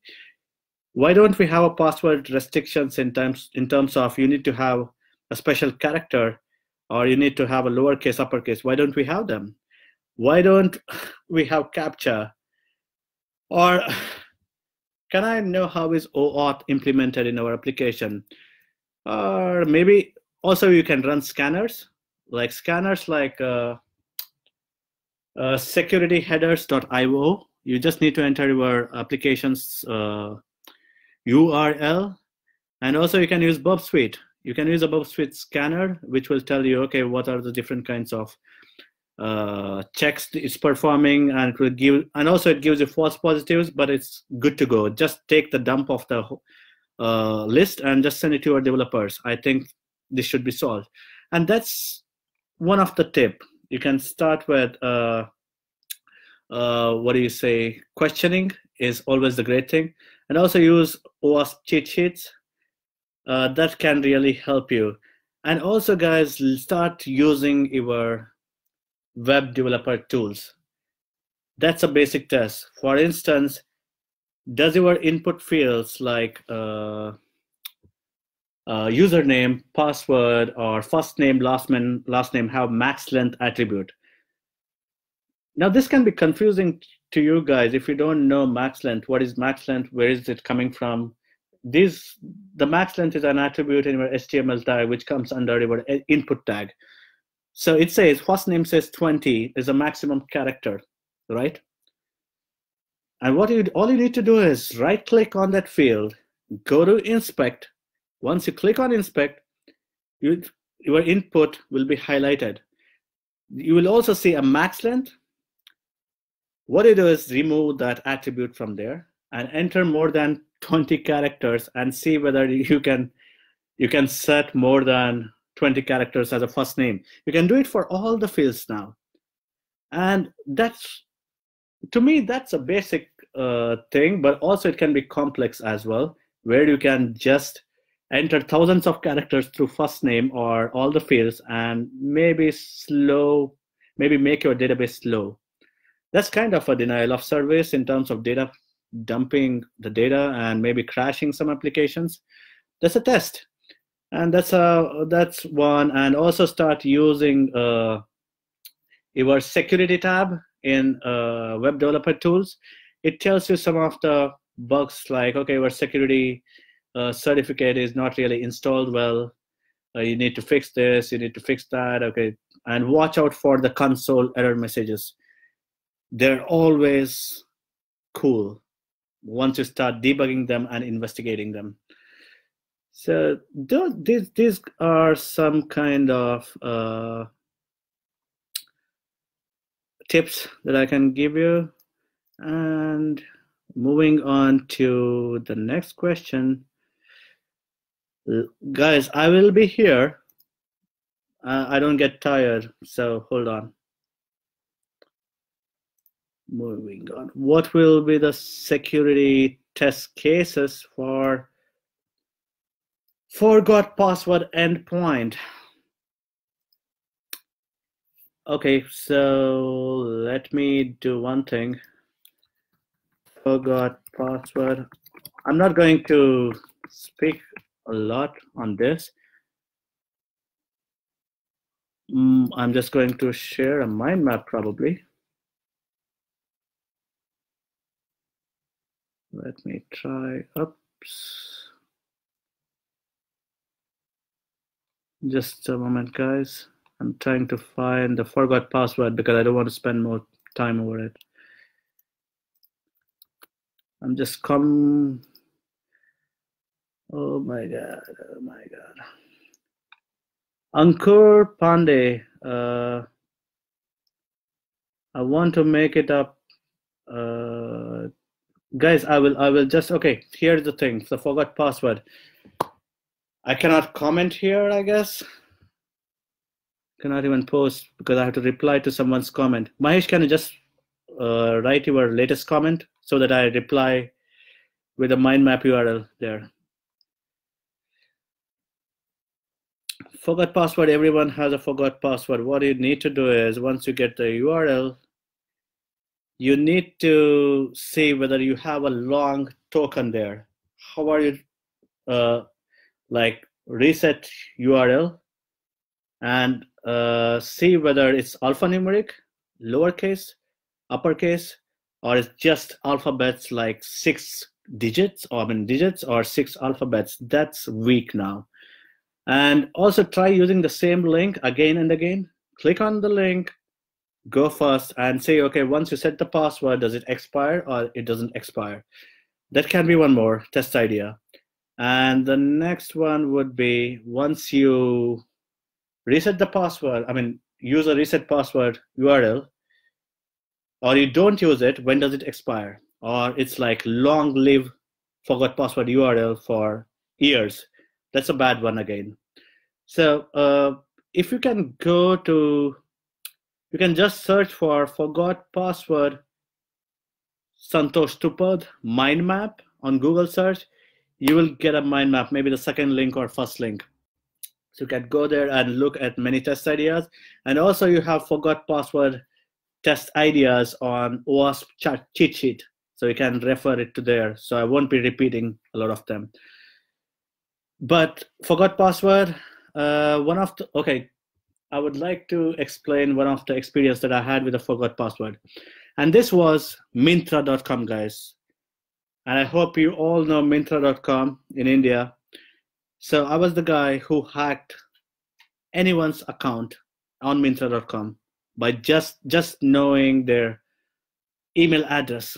How did I do it? I'll tell you. I'm gonna reply the mind map here, probably. Oh, for some reason I cannot comment at all here. Anyways, I'll just do it in the end. So forgot password, what happened was Myntra.com. What I did was I used my friend's email address. Once I did that, no, sorry, hold on. I used my own email address and it said, hey, look, okay, the password URL has been sent to your email inbox. So I go to my email inbox, I click on that URL. The URL has a long list. Token equals to a 16-character alphanumeric special characters. Very good, right? I click there and I come to Myntra.com/reset password. And it's also doing a validation for something. And on the first field, it said my email address, santhosh.tuppad@gmail.com. That was read-only field. It's not editable, okay? It's only read-only field. And then the next field is password. And the next one is confirm password. So what I did was, I was just curious to see, let me change this email address of mine, which is read-only, to my friend's account, who is also a customer of Myntra.com. Now people would say, well, you have a read-only field, you can't type in. Guys, now remember, I spoke about web dev tools, right? On the client side and the server side. What I did was right-click, inspect on that field, which was the read-only field. And there was an attribute called as read-only. I just click on that, double-click, remove that. And now it becomes a editable field. I enter my friend's email address there, enter the password, and the confirm password, submit. And I log in using my friend's email and the password that I set for him. Wow. I could go inside his account. I could do this for any Myntra user. I reported it to them. They were scared at first. Are you blackmailing us? I said, no, I'm helping you. So if you need help, negotiate with me. I'm not even asking you anything. And the CTO, I think the Bansal or someone, okay, he thanked me for helping him. So that was a Myntra hack. So it's not only about the tokens, but you have to be creative. You need to watch how your fields are on the page and question everything, what happens. But if you never know about web dev tools, you would never be creative to right click on inspect. You are just one click away from a great hack, right click, right? So great hacks are not necessarily, okay, very complex or something. Great hacks can be simple, but our brain always thinks, okay, we need to think complex. No, simple is better than complex sometimes, and complex is better than complicated, just like the Zen of Python programming. So that's about forgot password. I would go back to our questions. Is it necessary to be familiar with programming languages and SQL or SQL, like some people call, to begin with security testing? Oh, I think I already answered it in my in the other questions as well. I covered it. Now, someone spoke about cross-site request forgery attacks, how to bypass them. Now, okay, before I answer this question, okay, for those people who don't know about Xsrf attacks, okay, you may want to do the reading, but I'm answering this question, answering this only to that specific person. Xsrf attacks. So what Xsrf attacks does is you have a cookie value and someone can just go and steal this cookie value. Let's say that. Let's assume they are stealing this cookie value. And then once they steal it, they go to a different computer and use that cookie value to log into the other person's session. Now that's called a session hijacking to the cookie value. Now, Xsrf attacks can be, it's basically you're forging. Now, to avoid certain attacks like that, session hijacking, and use Xsrf tokens basically to stop a mix of XSS, which leads to Xsrf, or in other ways as well. So Xsrf attacks can be stopped by Xsrf tokens, and they're called as CSRF tokens in your HTTP headers, or you're passing it in your HTML, in the servers to the server side. Now, this CSRF token, some people change it for a session. Let's say my session stands for 5 minutes. This CSRF token is same all these 5 minutes. That's not a good one. What you need to do is, you need, on every request, on every click of the request to the server, you need to refresh your token, a new CSRF token. That's one of the ways we stop the bad guys from hijacking. Once they hijack your token, it's a new request, and you already have new token now, CSRF. And these guys will not be able to use your token.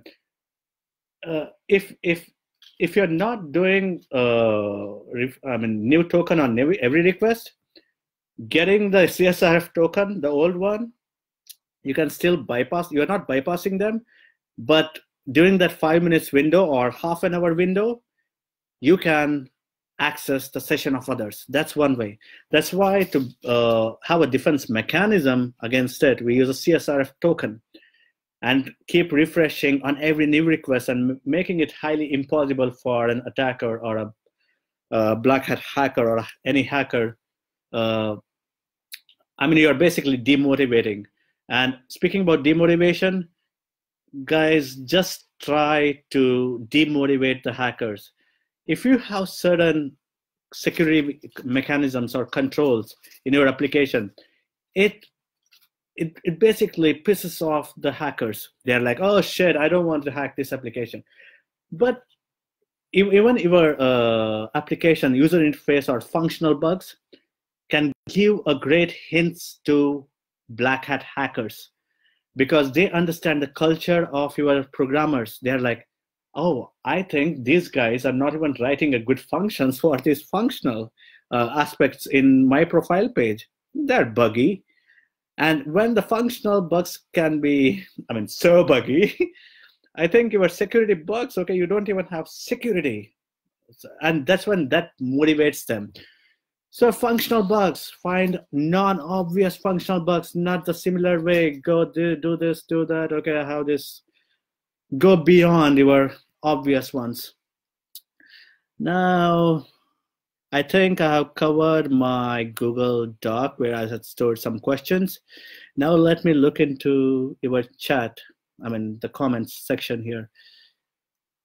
But is it now traceable somewhere? Are you doing changes from your machine? How will you care about it? I don't understand this question. Can you just please help me?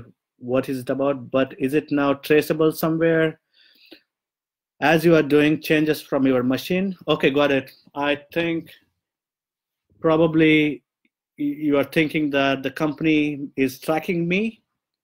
Is that right? If you let me assume that that's what you are asking. Well, that's what makes you, okay, you need to ask your programmers, are you having the logs on? Do you have the logs on? Like what kind of changes, are we looking into? And from which IP address? And are we tracking certain changes? Like if someone sends us cross-site scripting, are we having alert or something? It depends on the company. I'm not sure, okay, if that's the question. But anyways, I'll wait, okay, if you can just rephrase that question. Okay, she's talking about the VPN. Okay. I don't know if she's talking. Okay, how are as you are doing the changes from your machine? Okay, I'll mix the answer from Ankur Pandey and Jyotsna Patel. Well, you can use the VPNs to keep yourself behind the scenes, but there sometimes people can really track you really, well, if you are dealing with the government agencies, I think they have every way because they have a sophisticated software to track you. I think if you are dealing with FBI or CIA, they will track you down for sure. I guess because they have more sophisticated. But there are hackers, I guess, who go beyond it, and they still do it. The VPNs are good, but if you are hacking some companies like who don't have a sophisticated software, you can use VPN and hide yourself. There are different software like Behind the Scene or Hide My Ass. There are many other VPNs, free ones, commercial ones, where you can set your IP to any other country's IP. But they will be tracking all these IPs and looking into them. And any idea about how to find? I hope I answered your question. Any idea how to find security bugs in operating system and tools? Any idea about how to find security bugs in operating system and tools used for it? I can't give a straight answer to this. Okay, like tools. Okay, what tools you use depends on what you are trying to do. Are you trying to upload a shell with your web application and get the root access, or you are trying to exploit a Windows operating system like privilege escalation? You need to have a great practice and thinking, like multiple number of tools. Okay, like be it decoders. Okay, starting from base64 decoders to Dirtbuster is one of the tool. Okay, which will give you a lot of directories in. It scans for the directories, and there are huge and doing the binaries or your overflow exploitation. But for all this, you also need a skill. You need to understand the buffer overflows and memory leaks. And I can't really answer. In a way that okay, how to find a security bugs, privilege escalation, okay, and the buffer overflows and the memory leaks. How you can? They're not the direct security bugs, but it depends on how you exploit them and what threat they can pose. And in the operating system, I think you need to understand a lot about Windows hooks. Depends on what operating system you are speaking about, Windows or Android or iOS or multiple flavors. I'm really sorry, but I think, okay, that needs a kind of discussion. And this question is very straightforward and very high level to me to get there. Going for almost 2 hours, no stop. Thank you, Nikita. That's kind. Yeah, I can go for 8 hours. So, no stop. You did not answer the question. Ankur Pandey, when you say you did not answer my question, can you please repeat your question just by pasting it, because it helps me not scrolling it back. I'm going back. I want to make it to top 300 in the bug crowd. I'm on top 600. What thing should I focus on? Is that our question?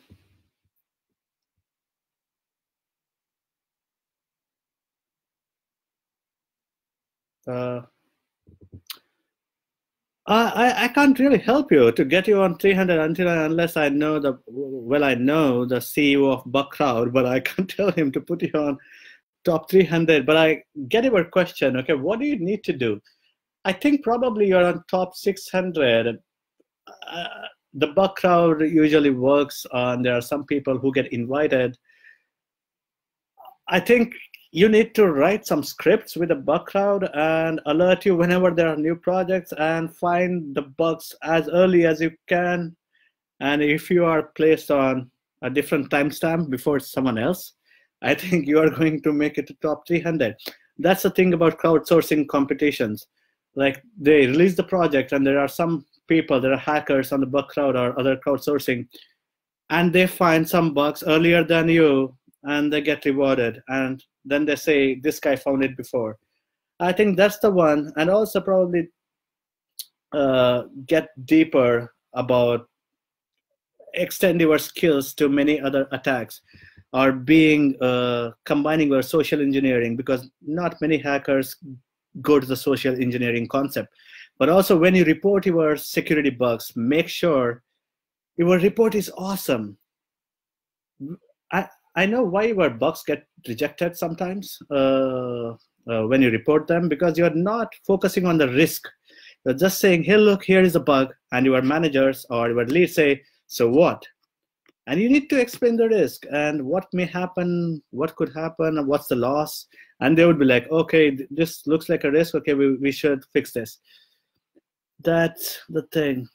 We'll probably have to stop the questions here, probably, as it's almost 2 hours. Santhosh is answering, but yeah, we can have question in comments or previous posts. And he may see if he gets opportunity to answer in the text later. Okay, I'm working with Python. Okay, that's good, Ankur. With the Python, you can also use, I hope you are using the request module, the package in Python. That really helps you very much. And also you can use the regular regex expressions to identify what you are finding in the projects and then alert you, send an email using your SMTP mailers. Okay, I'm just scrolling, guys. Just hold on. Mahesh, is it okay? Because I'm excited to answer these questions. Is it okay? Just say yes. I mean, you can say no, but just say yes.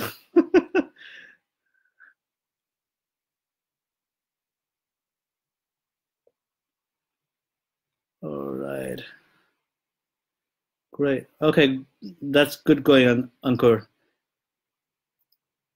Let me scroll. Which language binding do you use for your security tests? I use Python.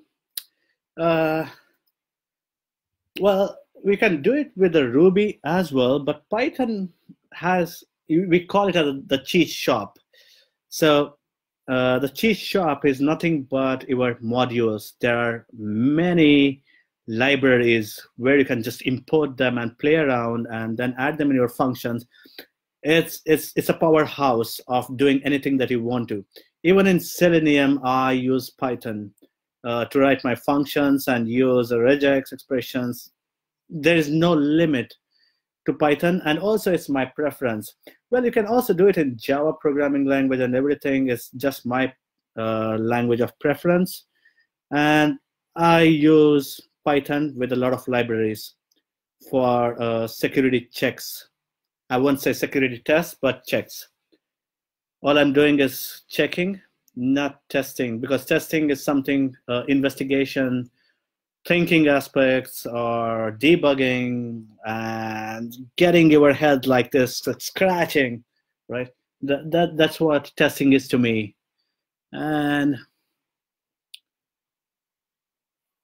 all right, okay, I'm just Nikto scanners are. Nikto scanner is good as well. You can use Nikto scanners, and also you can connect Nikto to some of the scripts that you can write in Python. I don't know. Human intervention always be required. Automating is making your manual task easy. Yes, it's automating is making your repetitive tasks easier. It's making it faster, and while your brain can focus on much challenging things. And all right, I think I'm gonna stop here, guys. Angular. Okay, so hold on, I see more questions. Angular 1/4 seems to be easier to manipulate with PHP. Any comments? I don't know about PHP. I use a lot of Python. Angular, no comments on that, but I can totally help by learning more about it, and then we can talk about it.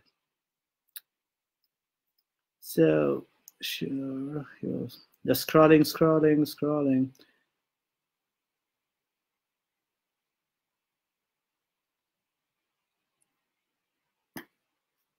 Any experience you can share related to payment gateway? Interesting, yes. I have an interesting thing about it. Now, what I did when, I think this was when I was in 20 or 9, sometime those time, I was booking a ticket, a movie ticket online. And what I did was, I had a LAN cable, the RJ45 jack, and I go to online. I think this was in 20 sometime, 25, I don't remember. Anyways, RJ45 jack, and once I go to checkout page, I use my debit card. Well, I did not have my debit card, or I used my bank account details, and I click on submit checkout, and I have kept my Fiddler. Now, Fiddler is again an interceptor, just like Burp Suite, but it just shows you a lot of different requests where you can fiddle with some of the things. What I did was I added a breakpoint between 2 requests. The first request was, once I submit the checkout on the checkout page, it sends a movie ticket. Because my debit card details are fine, it sends a movie ticket. And then second request is, it deducts the money from my bank account. Well, what I did was, once this request was done, I used to unplug the RJ45 jack, and the second request fails now. I get a movie ticket. My money doesn't go anywhere. And that's how I can go and watch a movie. Now, there's a payment gateway problem as well, but also application coding. The application did not have a better request positioning. That was a payment gateway. And also, when you are on checkout page, you can just right click, go back to that inspect element, change $100 to $1 and submit it. And maybe you get all the products to your home and you ended up only paying $1. It's hard though, but it has been possible. You can also change different post data requests from there. Now, going back, scrolling. Oops, I can't scroll more. 175 comments. Okay, anything just new? Okay, I get any difference in scanning the AUT from the choice of browser? Mozilla Nightly, Chrome Canary, or Tor browser? I think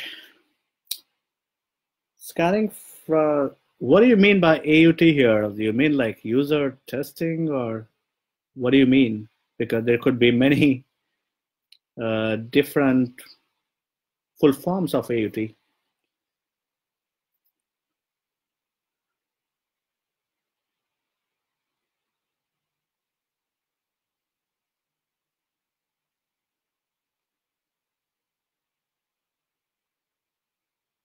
I don't know what you're trying to ask. Mozilla Nightly, Chrome Canary. Well, there are many different browsers. Application under test. This is the main testing terminology, AUT. Scanning the application, I think it can be different, but probably your Burp Suite only engages a lot easier with your Firefox. But it differs only because sometimes your browsers may add a HTTP only flag, and that time your Burp Suite may say, Okay, I see HTTP only flag in X browser, so it will never give you that what do you say, bug. However, you check with Firefox. Okay, it says okay, there is no HTTP only because the Firefox is not. So I think it's also good to understand how browsers work. You need to understand their engine. What are the differences between the browser? But it's also a good thing to test it on different browsers, which are used generally in terms of modern browsers. So I think, okay, they can be different. They may be, but I haven't used all the browsers, so it's hard to comment on that. I'm scrolling. But I think mostly it's Google Chrome and your Safari and your Firefox. And Internet Explorer is many people, even though we laugh about Internet Explorer, there are many people who are still using Internet Explorer. They are 10, 11. And also, there are many HTTP headers which secure your application, like X-XSS protection. Guys, just if you still have a question, just paste it because I cannot scroll it because it's getting blocked.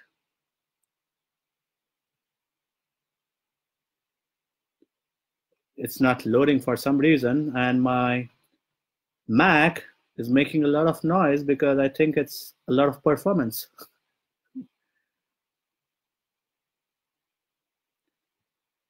Great. Should we call this off now? I think it's a good night time for you guys as well.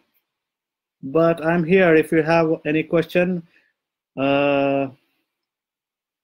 I think I have also answered those two people from who submitted their question on Google Forms. There is nothing called as a massive open online source. I would say what you call as MOOC, MOOC. That could be your OWASP, but OWASP is a starting point, and not only starting, it goes to the advanced subjects, but gather information from everywhere, from the web. It's awesome.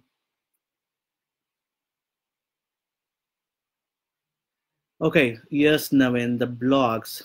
Well, you can look into my blog, okay, and also you can follow me on Twitter, which is @Santhosh ST, SANTHOSHST. And also what you can do on Twitter is just follow security hashtag, and you will get a lot of news from there. And blogs, Kevin Mitnick, you can also follow him on LinkedIn, and also Troy Hunt, TROY space HUNT.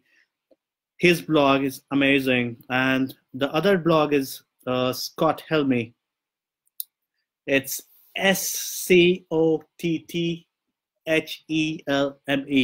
So these are some of the blogs. I don't want to give you a lot of blogs, but these are some blogs which can be really good for you to understand. Great. Thanks for the wonderful session. Great, guys. Thank you very much, but I'm still here, all right? I will leave when all the participants go to 1 or 0. Oh, let me scroll. Anything? And I'm just thinking of any tips if I have. Scanners. There is one more scanner called as Web Securify. The WEB space SECURIFY. That's also a good one. But again, all these are checkers. Get creative. Read more. Watch more. Think deeper. Don't think that okay or thinking wrong. That's a thing to do.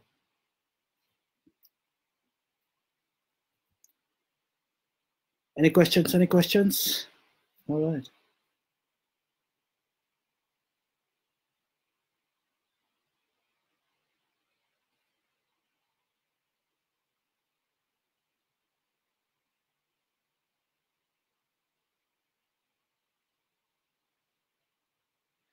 Great, Mahesh. I think we should stop now. I will just disconnect in that case once I hear yes from you.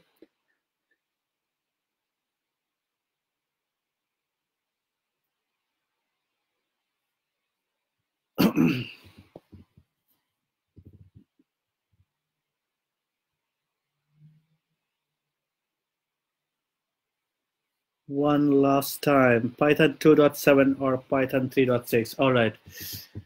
That's an interesting question. Most of the people in Selenium as well, some people say, okay, there's Python 3.6 and they intend to use 2.7 for some reasons.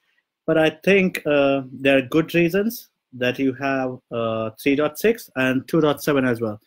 But I like using 3.6 because there are certain changes like syntax-wise, but it doesn't shake the foundation of Python. And 3.6 makes it still better. And also, if you have a code in 2.x and you want to write 3.x code now, all you can do is, okay, you can use a package to convert from 2 to 3 Python. So I would say 3.6, but again, depends on what kind of functions or what kind of dunder functions. Guys, don't get confused. I'm speaking the Python language here. So what kind of functions, what kind of features the Python provides, okay, you are trying to use, depends on that, whether you want 3.6 or 2.7. But 2.7 is as good as 3.6 if you rely on certain things without depending on the 3.6 features or functions like that.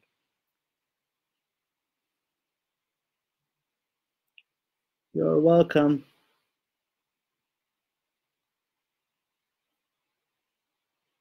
Thank you very much. Sure, Navin. I think my security workshops. Yeah, I will let you know, guys. Okay, but the only problem that I have with people is if you are investing in some learning, okay, workshops. I'm not speaking about my workshop.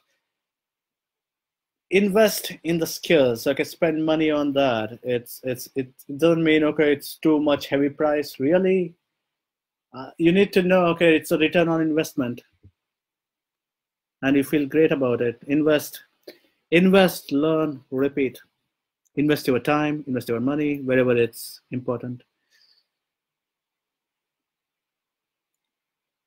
Aren't a couple of Python 2.x still stronger than Python 3.x version?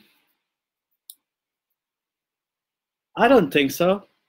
Maybe, I don't know. 3.x is, 2.x is subset, but some things have changed. Like, okay, it's a syntax-wise. That's what I think.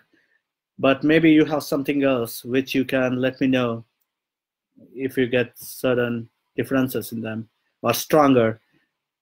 I think people are, even my clients still use 3.x version now. They're not using 2.x. 3.x is always good because upgraded version, even though it appears that 2.x is stronger, but writing 3.x, they keep releasing different versions. I think it's always good. 3.x is still stronger, I feel. Rather than stronger, it's dependencies, I feel. I would say my key takeaway would be the mindset matters more when you get into security testing rather than looking for tools and tutorials. Yes, Shubham, you are right. But once you have the mindset, exploring for tools and tutorials is good, but it just happens very smoothly. Nothing to worry about it because you know what to search for, and you know what is the right tool for your activity that you need. Which is better, unit test or robot framework? Guys, hold on. Now people have this, which is better, Selenium tests or unit tests or robot framework? I think experience for yourself, because unit test is better as well because some people rely on them. I think it's a preference. someone who has worked with unit tests are biased, okay? And they would say Selenium. But some people use unit tests a lot based on company's requirement, because everyone in the team since year one, they started using unit tests, they say unit test. But I think you just need to assess all these frameworks and see what suits you better. And I use unit test and Selenium and robot framework all in one. I don't mind, because that's automation to me. Automation is a mindset again, like security, or most of things, everything is mindset. I never started my automation saying that I wanted to use Selenium. I wanted to use this tool, that tool. I created automation blocks, like a diagram, blueprint in my head. And now then I say, how do I connect? What are the cables I need to connect these different blocks which speak a different language? Then I need a translator. I need an interpreter, right? And that's how I used to do. So I don't get on with this differences or anything. I use the best of everything. Any blog you have for automation in Python? I don't refer to any one blog. I use basically I learn Python language. I look into a lot of documentation of functions. I refer to the python.org website. And from there, I also look into the cheat shop, which is your libraries and packages. And then I use my Selenium to bind with all those libraries and be as much as creative I can be to go to the deeper automated checks for any web application or anything. For instance, okay, you can use PyAuto GUI, which is just like your PyAuto it. When you use auto it, you can drag and drop. You can select a file upload. A PyAuto GUI can do a drag and drop. I think PyAuto GUI is by All Sigvart. That's an interesting library to be used. Okay, guys, any more questions? There are still 15 people here. And I like it because it's around probably 12:30-ish in the midnight. And it looks like this is a hackers club, because the black hat guys usually think, they are the night crawlers. Well, when I say black hat, I don't mean that you have to become black hat. My experience has been different, but your experience can be different. But to be a better white hat hacker, you need to be a great black hat hacker. Remember that. Think like a black hat, guys. And then you will be great white hat. Because you know the language of black hat, then you know how to stop them. Because cops know how criminals think, and that's how they can stop them.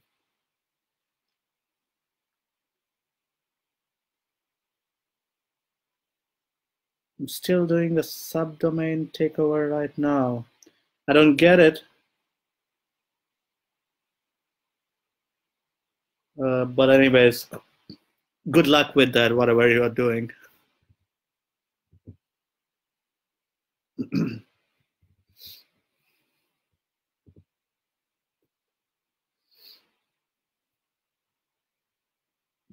Are we stopping? If I don't see any question from many other members in next 1 minute, we'll stop.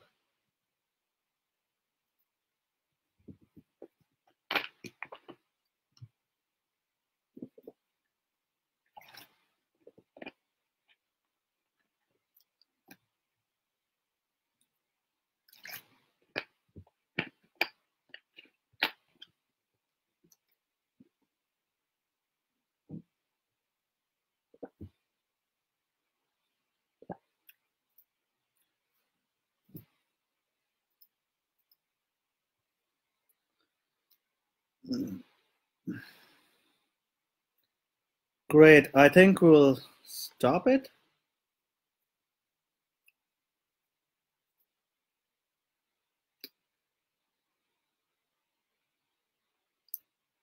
Right, Ankur. I think taking our subdomain in a website. Yeah, that's a good thing. So one last question from me. Sure, please go ahead.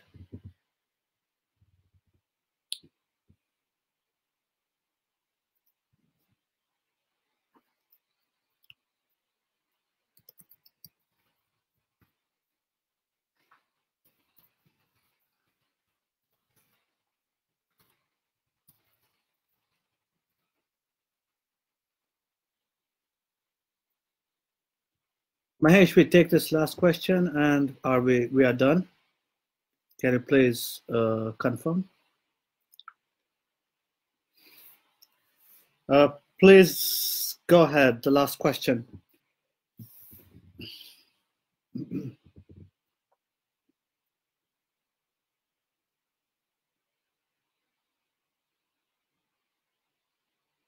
All right. Ever attempted to distill network profile web application? What I seriously don't understand this. Ever attempted to distill network profile? I don't get it. Maybe I need a descriptive question about this. I can understand the Selenium part, but what is distilled network profile?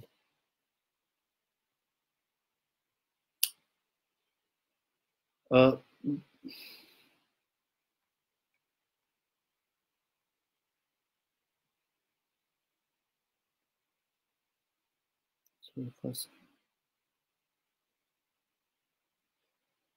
I'm glad, Mahesh, that this was really good, and I hope that people got a different perspective rather than getting the same thing about security. Okay, use this tool, use that. It's not about that. So I think as Debanjan is taking more time, probably we can just do it on the comment section or any other time. So I think I'm calling it a day now. Of course, night actually. So, well, this still network details. All right, okay. I think I'm there. Got it. Guys, you know what? Okay, Facebook Live maximum time is 4 hours, and we don't want to finish that. So, well, Distill Network detects WebDriver and blocks it. So, which means you won't be able to use the WebDriver. That's what you are telling. I assume that that's what you are telling me. Now, what happens with the WebDriver or any kind of script says uh, the application tracks saying, is this from Mozilla Firefox? Is this from what? Okay, some bot, robot or something. Now that's how some of the applications block some of the bots from crawling their pages. Google does it sometimes. They block certain IP address. But you know what? There is some way that you can still bypass it, and those could be probably the user agent string. You need to learn more about the user string and passing them in your code in Selenium, whatever binding that you are using, and making your web browser, the network feel that, okay, this is a legit user, not a fake one. So that can be done, but it can be, of course, done. I do it with the Python whenever I'm crawling the pages, but I'm not sure if you are pointing to specific web driver. If it works with a web driver, I mean Python, I'm sure, okay, we can bypass with web driver. Not a big deal. It can be doable. Okay, guys, I think we had a last question. Thank you, Srinivas. It was good to have you here.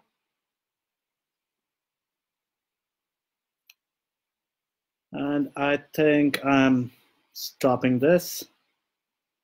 Mahesh, just say yes now. I'm tired. Excited and tired.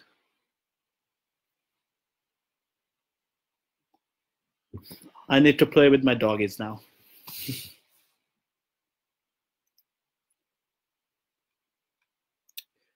Thank you, everyone. It was really fantastic. It was amazing. And thanks, Mahesh, for arranging this and having me for your first AMA series. I would love to have more of this. And I would also like to meet people, all of you, whenever I'm in Mumbai or Pune. And let's kind of have a hackathon over a beer or even fresh fruit juice. Great. Cheers, guys. Take care. Bye. I assume you are waving your hand. Bye. And end live video. Cheers. Bye.